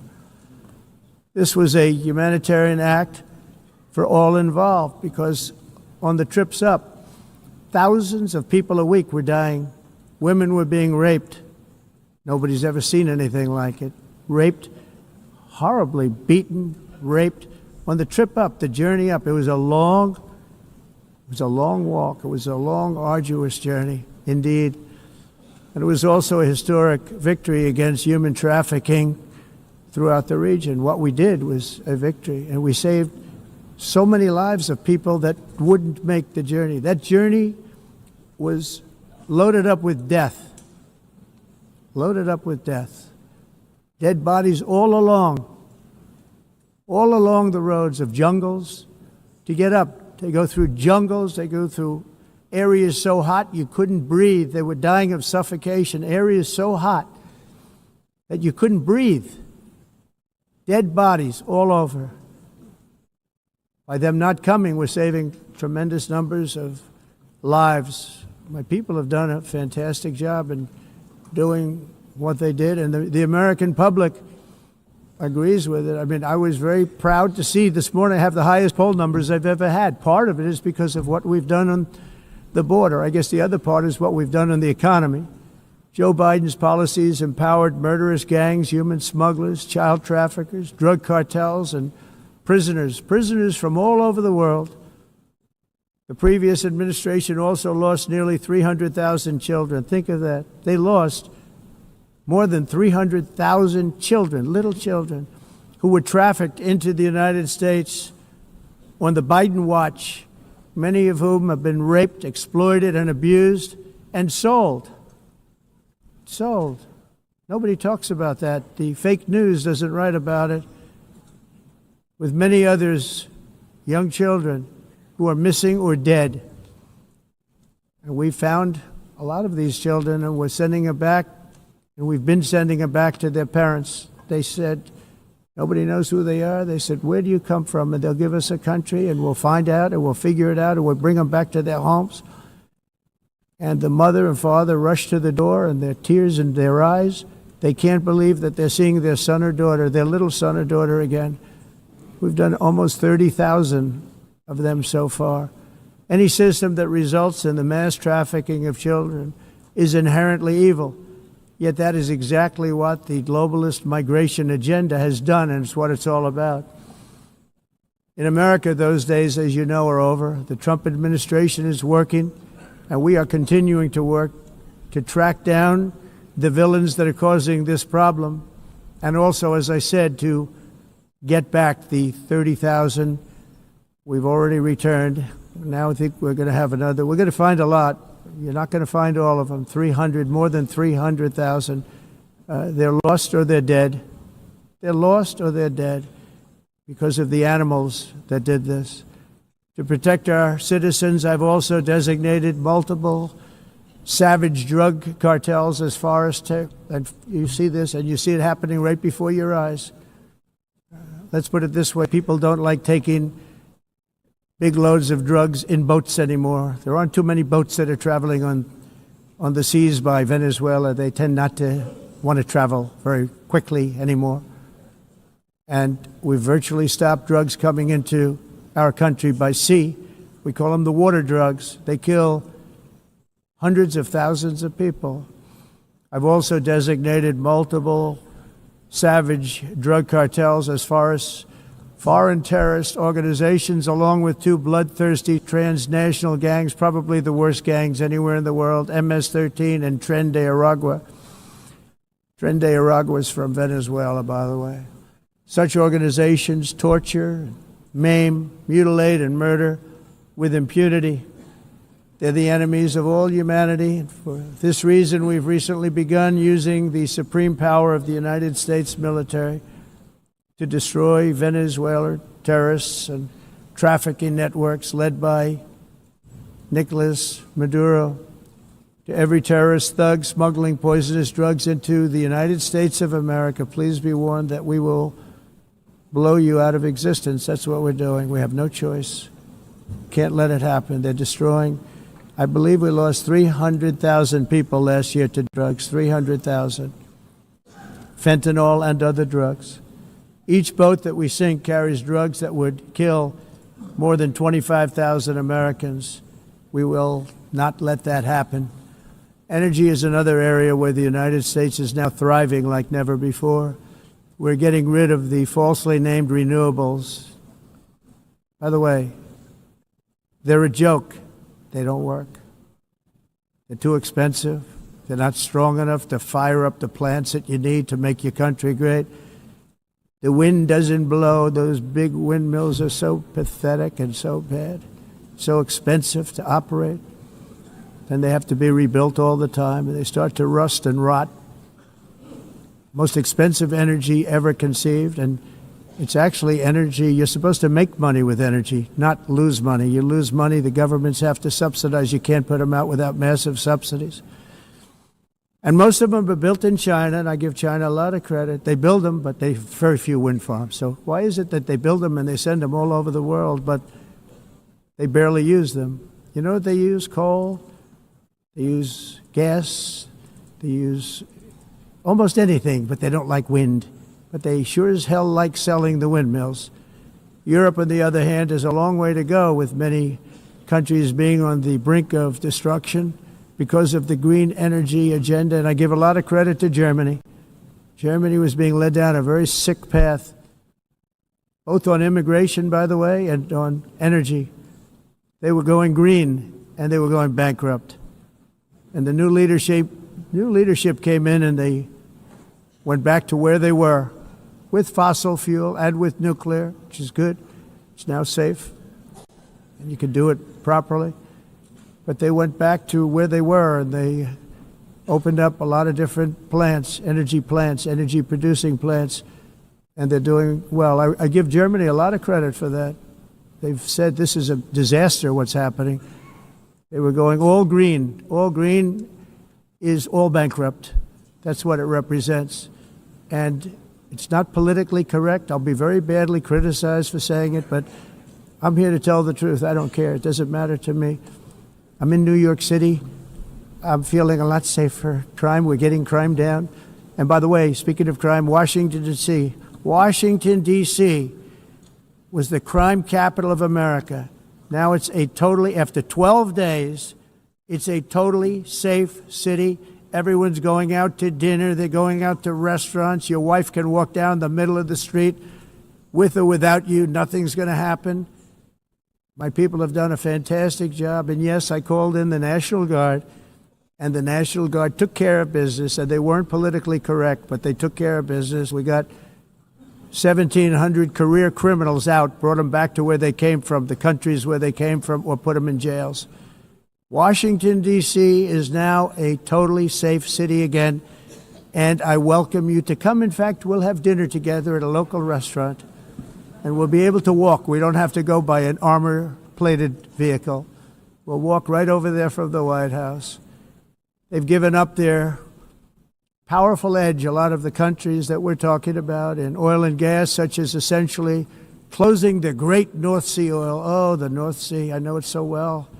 Aberdeen was the oil capital of Europe, and there's tremendous oil that hasn't been found in the North Sea. Tremendous oil. And I was with the Prime Minister I respect and like a lot, and I said, you're sitting with the greatest asset. They essentially closed it by making it so highly taxed that no developer, no oil company can go there. They have tremendous oil left, and more importantly, they have tremendous oil that hasn't even been found yet. And what a tremendous asset for the United Kingdom. And I hope the Prime Minister is listening, because I told it to him 3 days in a row. That's all he heard. North Sea oil, North Sea, because I want to see them do well. I want to stop seeing them ruining that beautiful Scottish and English countryside with windmills and massive solar panels that go 7 miles by 7 miles, taking away farmland. But we're not letting this happen in America. In 1982, the executive director of the United Nations Environmental Program predicted that by the year 2000, climate change would cause a global catastrophe. He said that it will be irreversible, as any nuclear holocaust would be. This is what they said at the United Nations. What happened? Here we are. Another UN official stated in 1989 that within a decade, entire nations could be wiped off the map by global warming. Not happening. You know, it used to be global cooling. If you look back years ago in the 1920s and the 1930s, they said, global cooling will kill the world. We have to do something. Then they said global warming will kill the world. But then it started getting cooler. So now they could just call it climate change, because that way they can't miss. It's climate change. Because if it goes higher or lower, whatever the hell happens, there's climate change. It's the greatest con job ever perpetrated on the world, in my opinion. Climate change, no matter what happens, you're involved in that. No more global warming, no more global cooling. All of these predictions made by the United Nations and many others, often for bad reasons, were wrong. They were made by stupid people that have cost their countries fortunes and given those same countries no chance for success. If you don't get away from this green scam, your country is going to fail. And I'm really good at predicting things, you know. They actually said during the campaign they had a hat, the best-selling hat. Trump was right about everything. And I don't say that in a braggadocious way, but it's true. I've been right about everything. And I'm telling you that if you don't get away from the green energy scam, your country is going to fail. And if you don't stop people that you've never seen before, that you have nothing in common with, your country is going to fail. I'm the President of the United States, but I worry about Europe. I love Europe. I love the people of Europe. And I hate to see it being devastated by energy and immigration. This double-tailed monster destroys everything in its wake, and they cannot let that happen any longer. You're doing it because you want to be nice. You want to be politically correct, and you're destroying your heritage. They must take control strongly and immediately of the unmitigated immigration disaster and the fake energy catastrophe before it's too late. The carbon footprint is a hoax made up by people with evil intentions, and they're heading down a path of total destruction. You know, the carbon footprint was a big, big thing a few years ago. I remember hearing about the carbon footprint, and then President Obama would get into Air Force One, a massive Boeing 747, and not a new one, an old one with old engines that spew everything into the atmosphere. He'd talk about the carbon footprint, we must do so. Then he'd get in and he'd fly from Washington to Hawaii to play a round of golf.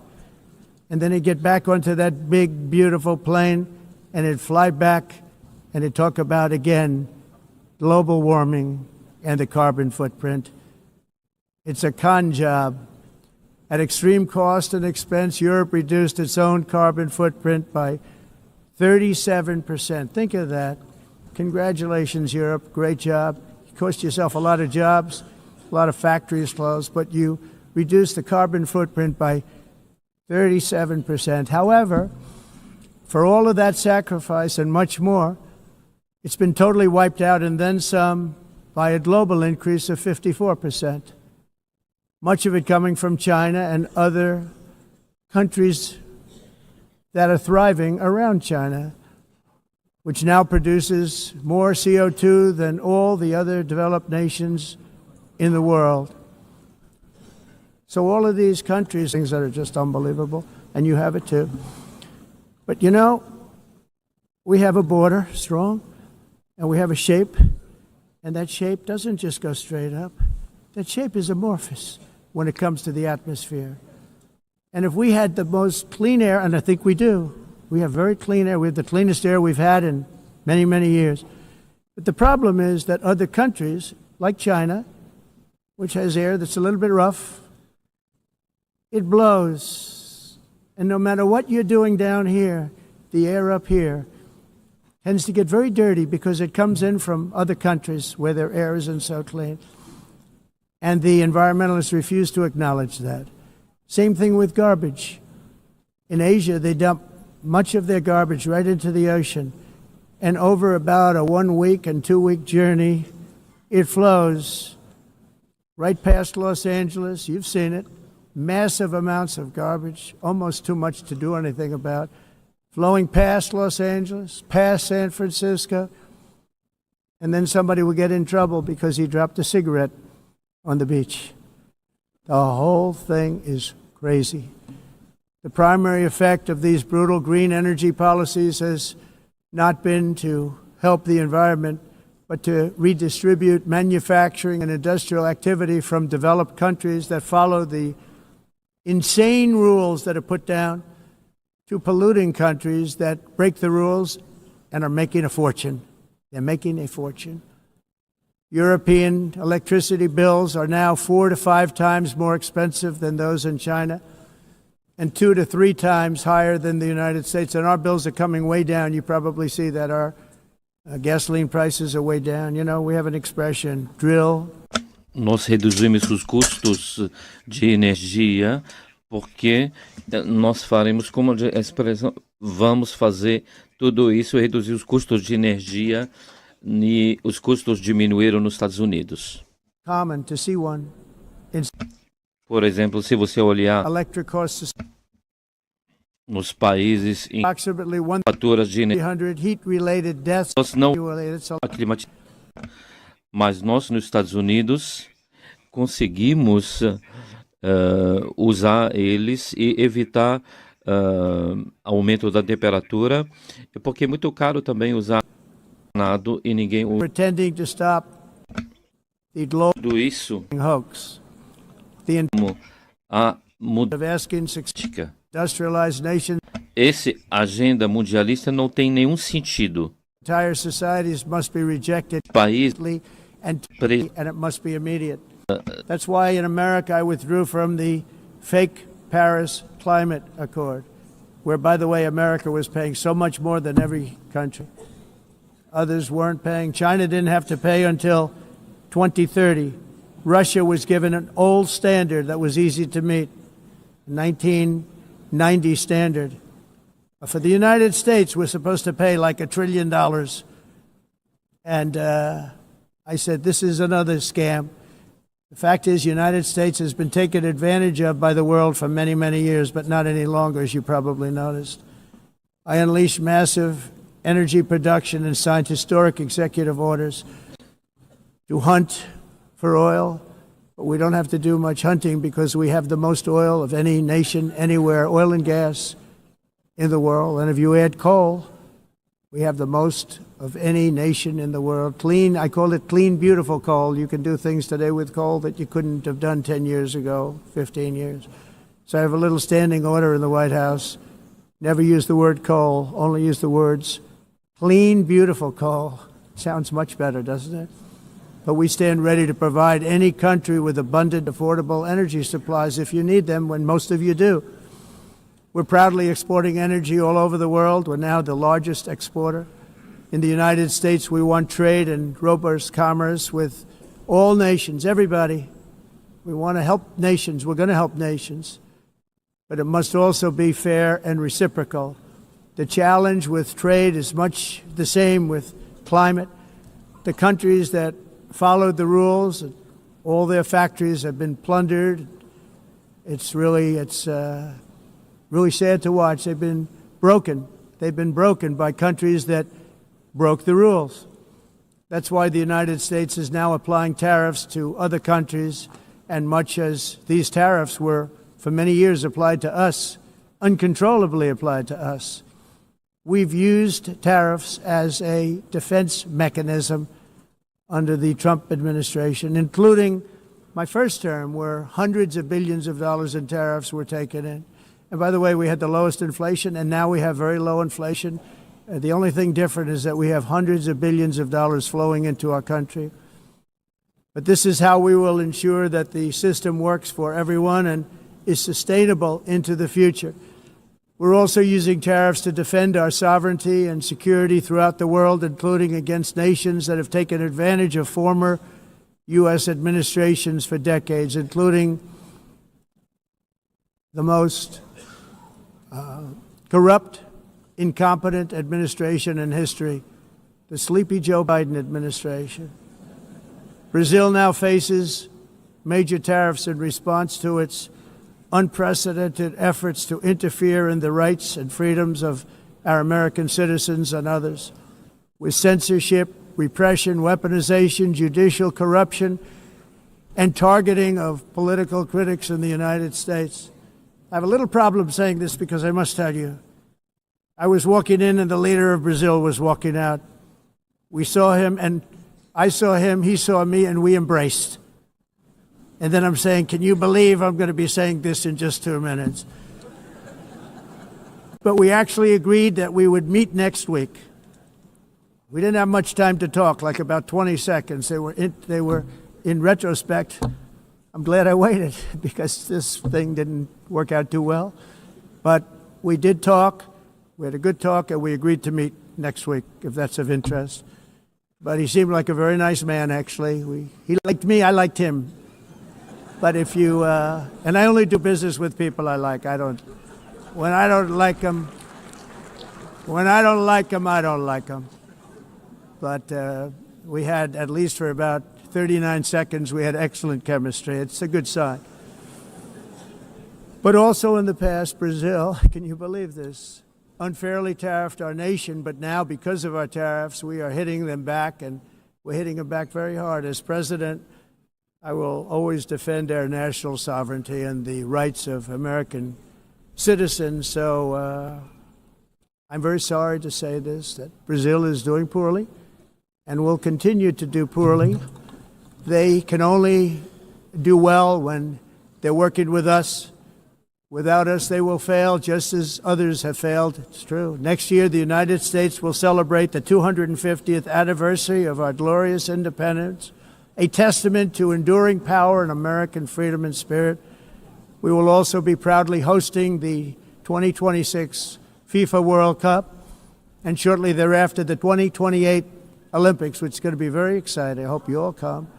I hope that countless people from all over the globe will take part of these will be great celebrations of liberty and human achievement, and that together we all can rejoice in the miracles of history that began in July 4th, 1776, when we founded the light to all nations. And it's something really that an amazing thing came out of that date. It's called the United States of America. In honor of this momentous anniversary, I hope that all countries who find inspiration in our example will join us in renewing our commitment, values, and those values, really, that we hold so dear. Together, let us defend free speech and free expression. Let us protect religious liberty, including for the most persecuted religion on the planet today. It's called Christianity. And let us safeguard our sovereignty and cherish qualities that have made each of our nations so special, incredible, and extraordinary. In closing, I just want to repeat that immigration and the high cost of so-called green renewable energy is destroying a large part of the free world and a large part of our planet. Countries that cherish freedom are fading fast because of their policies on these two subjects. You need strong borders and traditional energy sources if you are going to be great again. Whether you have come from north or south, east or west, near or far, every leader in this beautiful hall today represents a rich culture, a noble history, and a proud heritage that makes each nation majestic.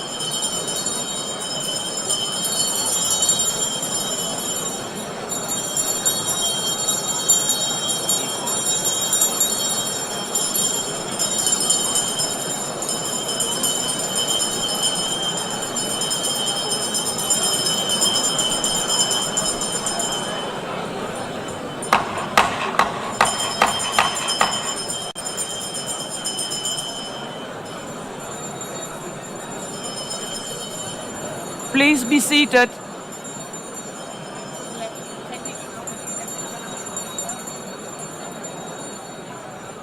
Please be seated.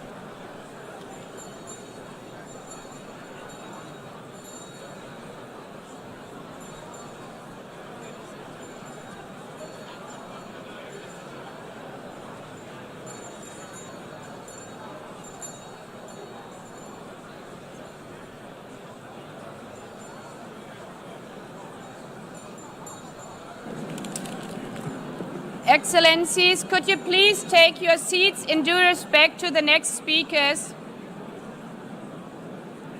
The second row, could you please take your seat right now?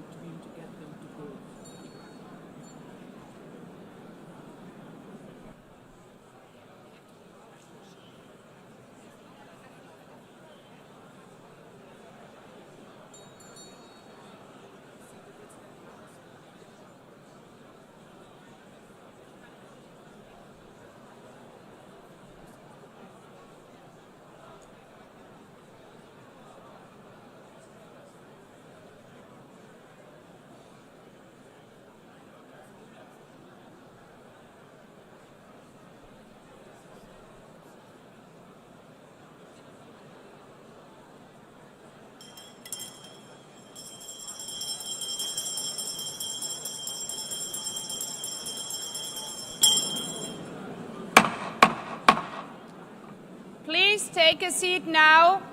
With due respect to the next speakers, I would kindly ask you, gentlemen in the left row, please take your seats. We will continue.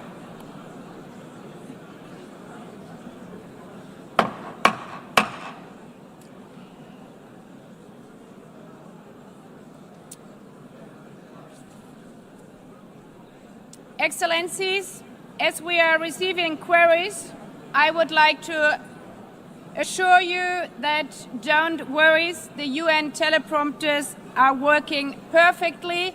And by this technical note, I would like to call on the next speaker. The Assembly will hear an address by His Excellency Prabowo Subianto, President of the Republic of Indonesia. I request protocol to escort His Excellency and invite him to address the Assembly.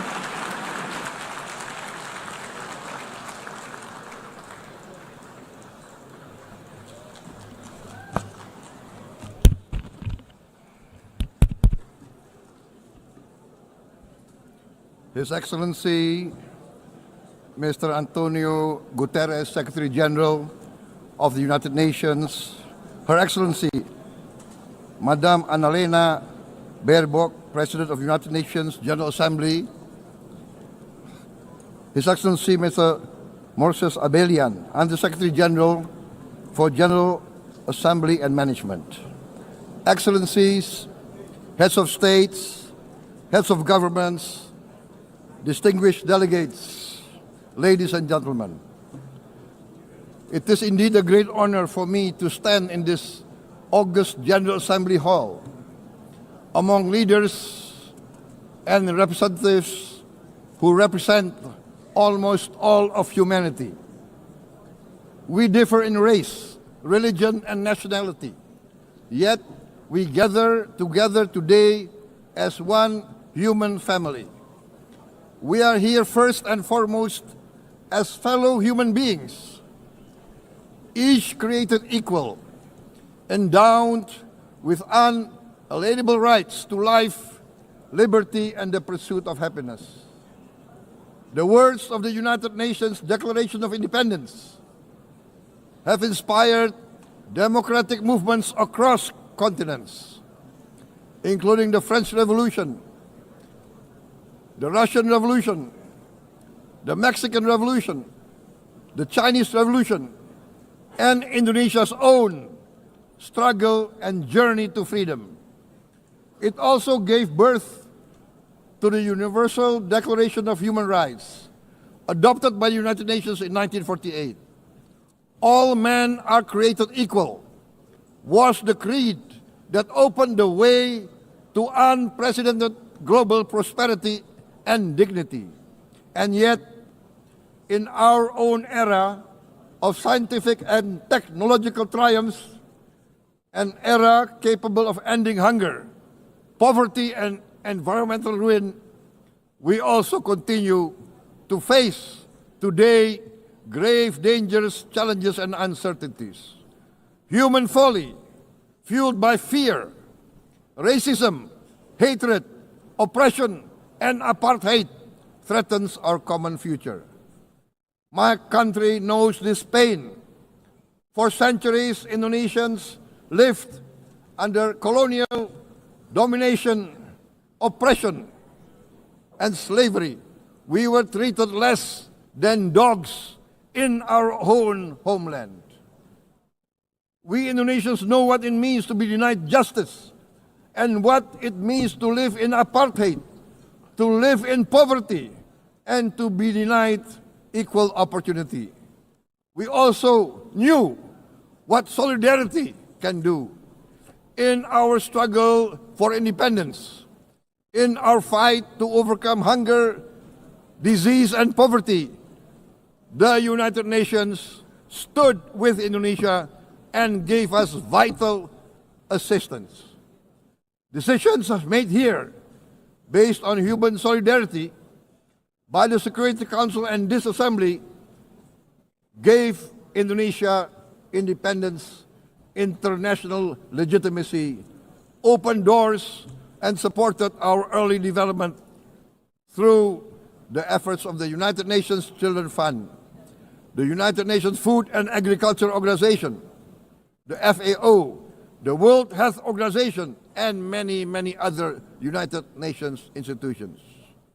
And because of that, Indonesia today stands on the cusp of shared prosperity and greater equality and dignity. Madam President, Excellencies, our world today is driven by conflict, injustice, and deepening uncertainty. Every day we witness suffering, genocide, and blatant disregard for international law and human decency. In the face of these challenges, we must not give up. As the United Nations Secretary General said, we cannot give up. We cannot surrender our hopes or our ideals. We must draw closer, not drift apart. Together we must strive to achieve our hopes, our dreams. The United Nations was born from the ashes of the Second World War that claimed scores of millions of lives. It was created to secure peace, security, justice, and freedom for all. We remain committed to internationalism, to multilateralism, and to every effort that strengthens this great institution. Today, Indonesia is nearer than ever before to meeting the sustainable development goals of ending extreme poverty and hunger. Because years ago, this very chamber chose to listen and uphold social and economic justice. We will never forget. And today, we must never be silent while Palestinians are denied that same justice and legitimacy in this very hall.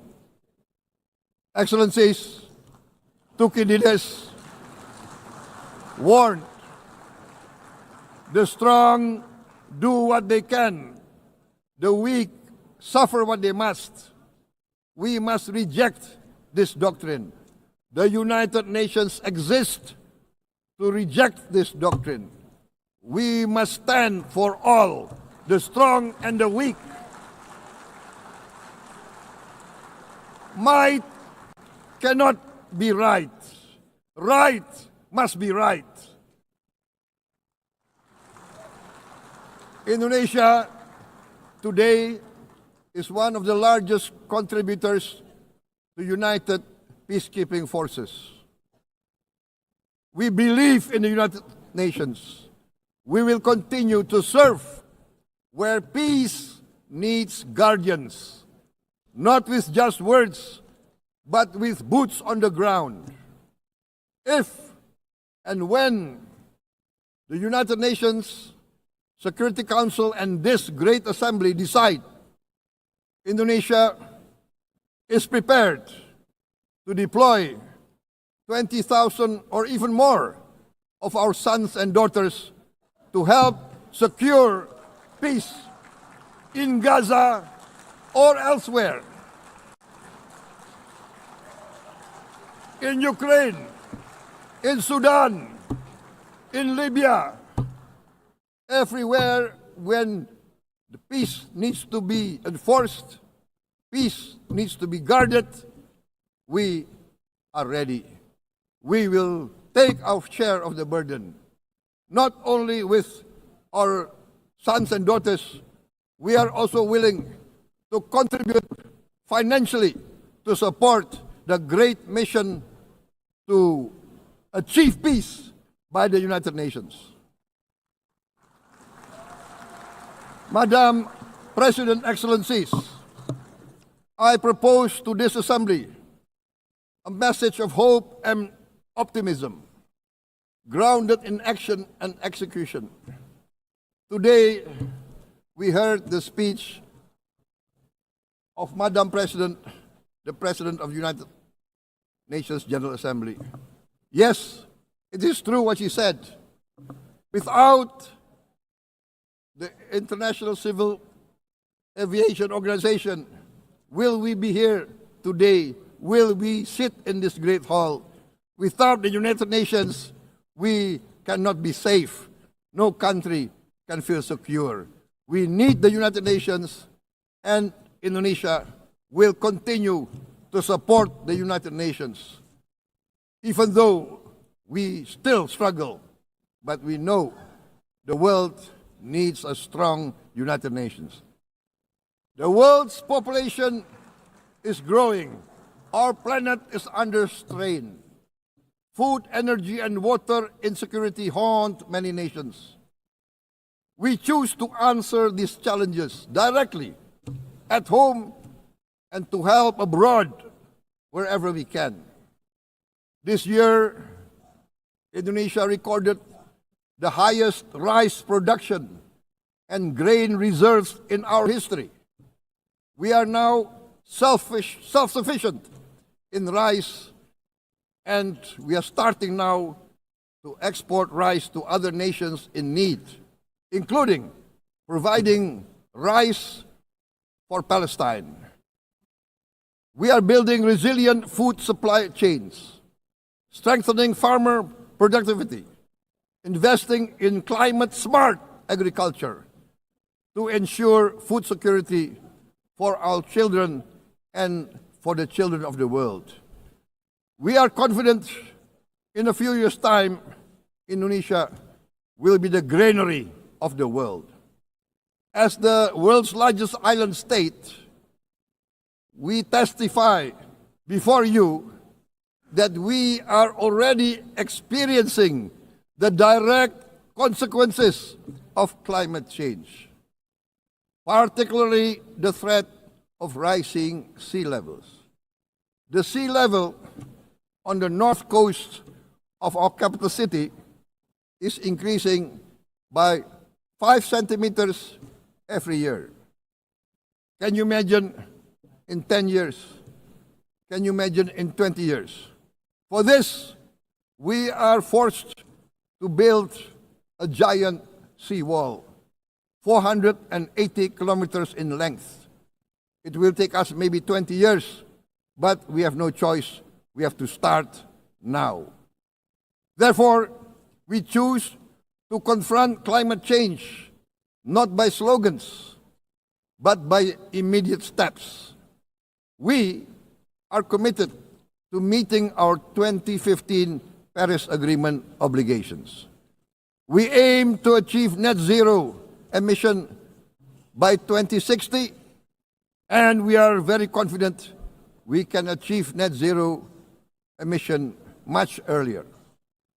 We aim to reforest more than 12 million hectares of degraded forest, to reduce forest degradation, to empower local communities with quality green jobs for the future.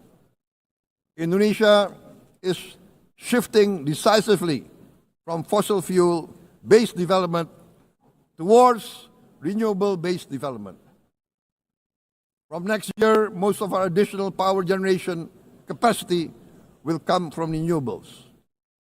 Our goal is clear: to lift all of our citizens out of poverty and make Indonesia a hub for solutions to food, energy, and water security. Madam President, Excellencies, we live in a time when hatred and violence can seem to be the loudest voices. But beneath this loud noise lies a quieter truth, that every person longs to be safe, to be respected, to be loved, and to leave a better world to their children. Our children are watching. They are learning leadership not from textbook, but from our choices.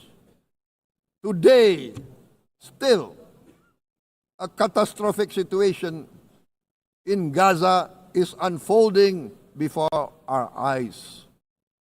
At this very moment, the innocent are crying for help, are crying to be saved. Who will save them? Who will save the innocent? Who will save the old and women? Millions are facing danger at this very moment. As we sit here, they are facing trauma. They are facing irreparable damage to their bodies. They are dying of starvation. Can we remain silent? Will there be no answer to their screams? Will we teach them that the human family can rise to the challenge? Madam President, we must act now. Many speakers have said that. We must stand for a multilateral order where peace, prosperity, and progress are not the privilege of a few, but the right of all. With a strong United Nations, we can build a world where the weak do not suffer what they must, but live the justice that they deserve. Let us continue humanity's great journey of ideals, the selfless aspirations that created the United Nations. Let us use science to uplift, not use science to destroy. Let rising nations help others to lift themselves. I am convinced that the leaders of the great world civilizations of the West, of the East, of the North, of the South, leaders of America, Europe, of India, China, the Islamic world, the whole world, I am convinced they will rise to their role demanded by history. We are all hopeful that the leaders of the world will show great statesmanship, great wisdom, restraint, humility, overcome hate, overcome suspicion. Madam President, distinguished delegates, we are greatly heartened by the events of the last few days, where significant leading countries of the world have chosen to side with history, to choose the right side of history, the path of the moral high ground, the path of rectitude, the path of justice, the path of humanity, to shun hatred, to overcome suspicion, and to avoid the use of violence. The use of violence will beget violence. No one country can bully the whole community of the human family.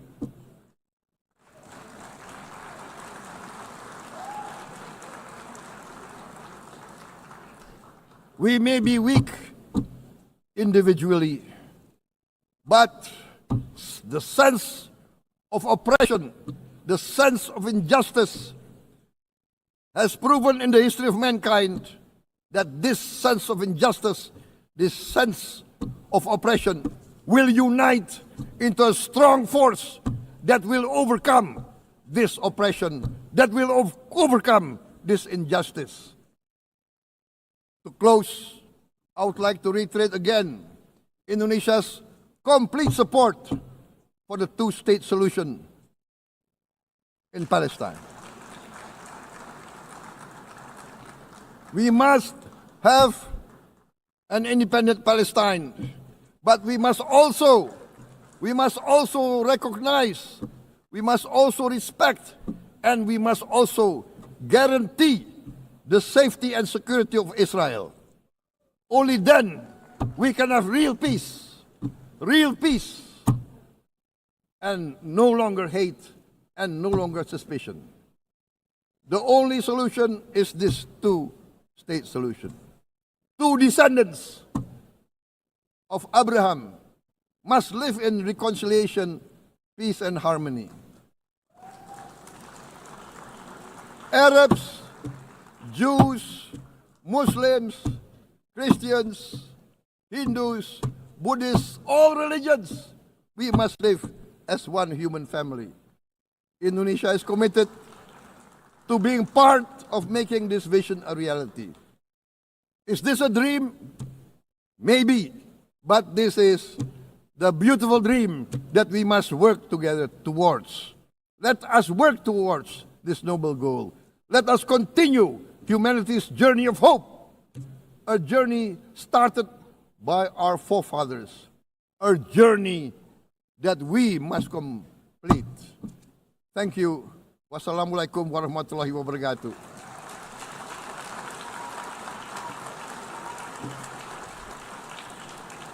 Shalom. Om Santi, Santi, Santi Om. Namo Buddhaya. Thank you very much. May God bless us all. May peace be upon us. Thank you very much. Thank you. On behalf of the Assembly, I wish to thank the President of the Republic of Indonesia.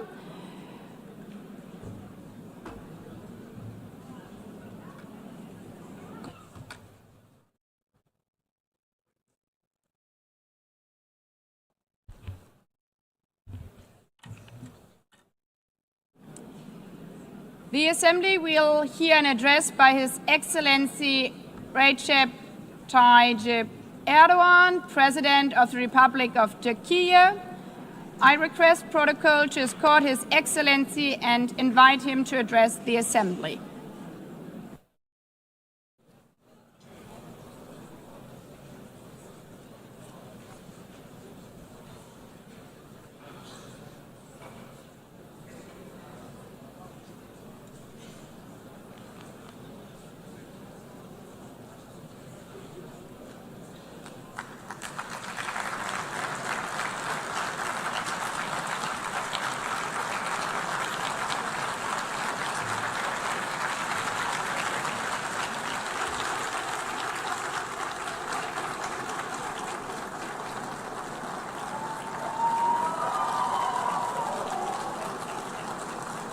Sayın Başkan, Excellency President of UNGA, Excellencies Heads of State and Government, Distinguished Secretary General, distinguished delegation members, on behalf of myself and my nation, I greet you all with most heartfelt feelings.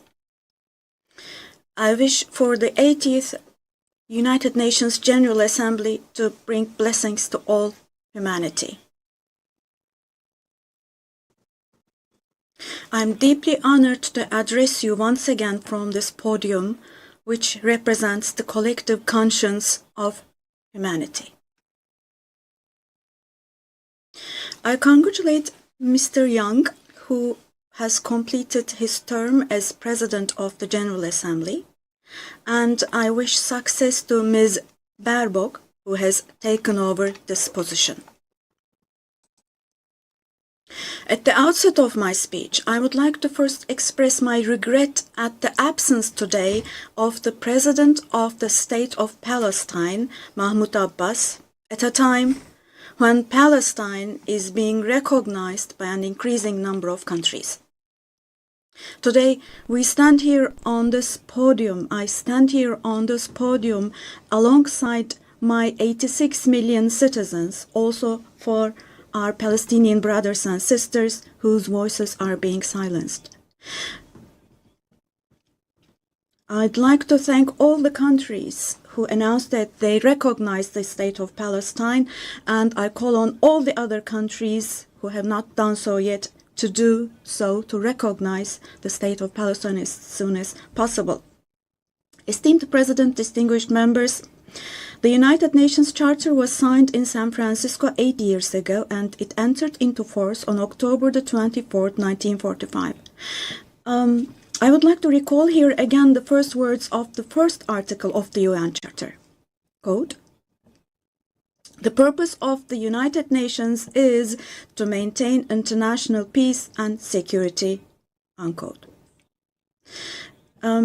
As we celebrate the 80th anniversary of the UN in this hall, grave events are unfolding in many parts of the world that cast a shadow over the very first words of the UN Charter's opening article.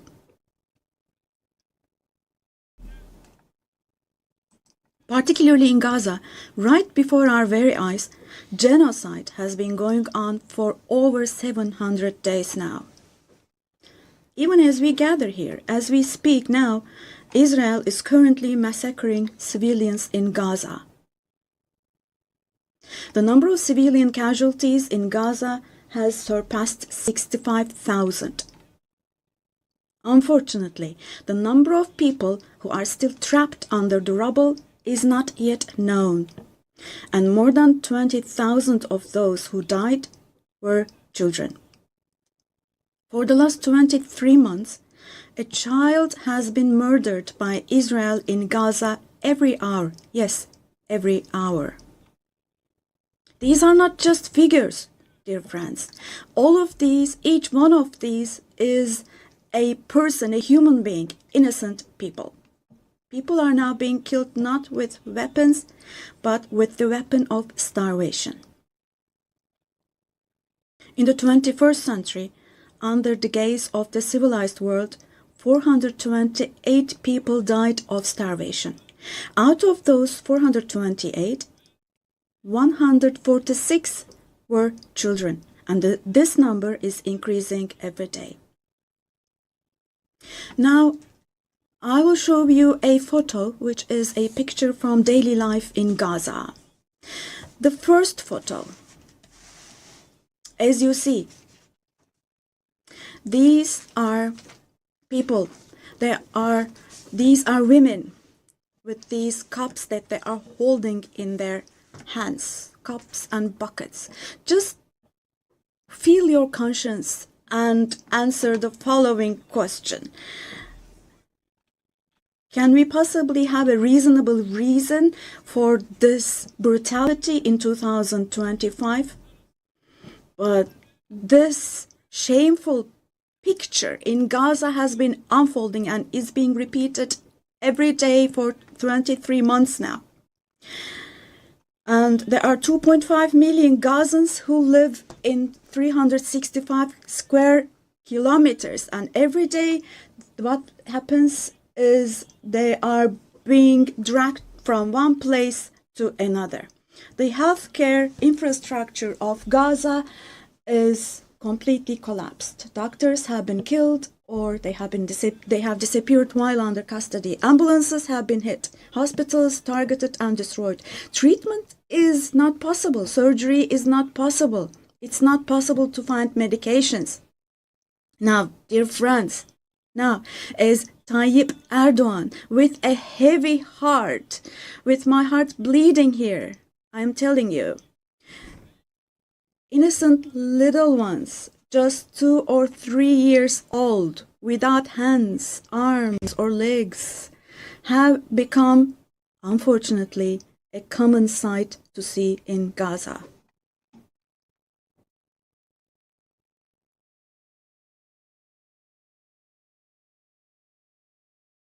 This one, What kind of a human conscience can possibly bear this?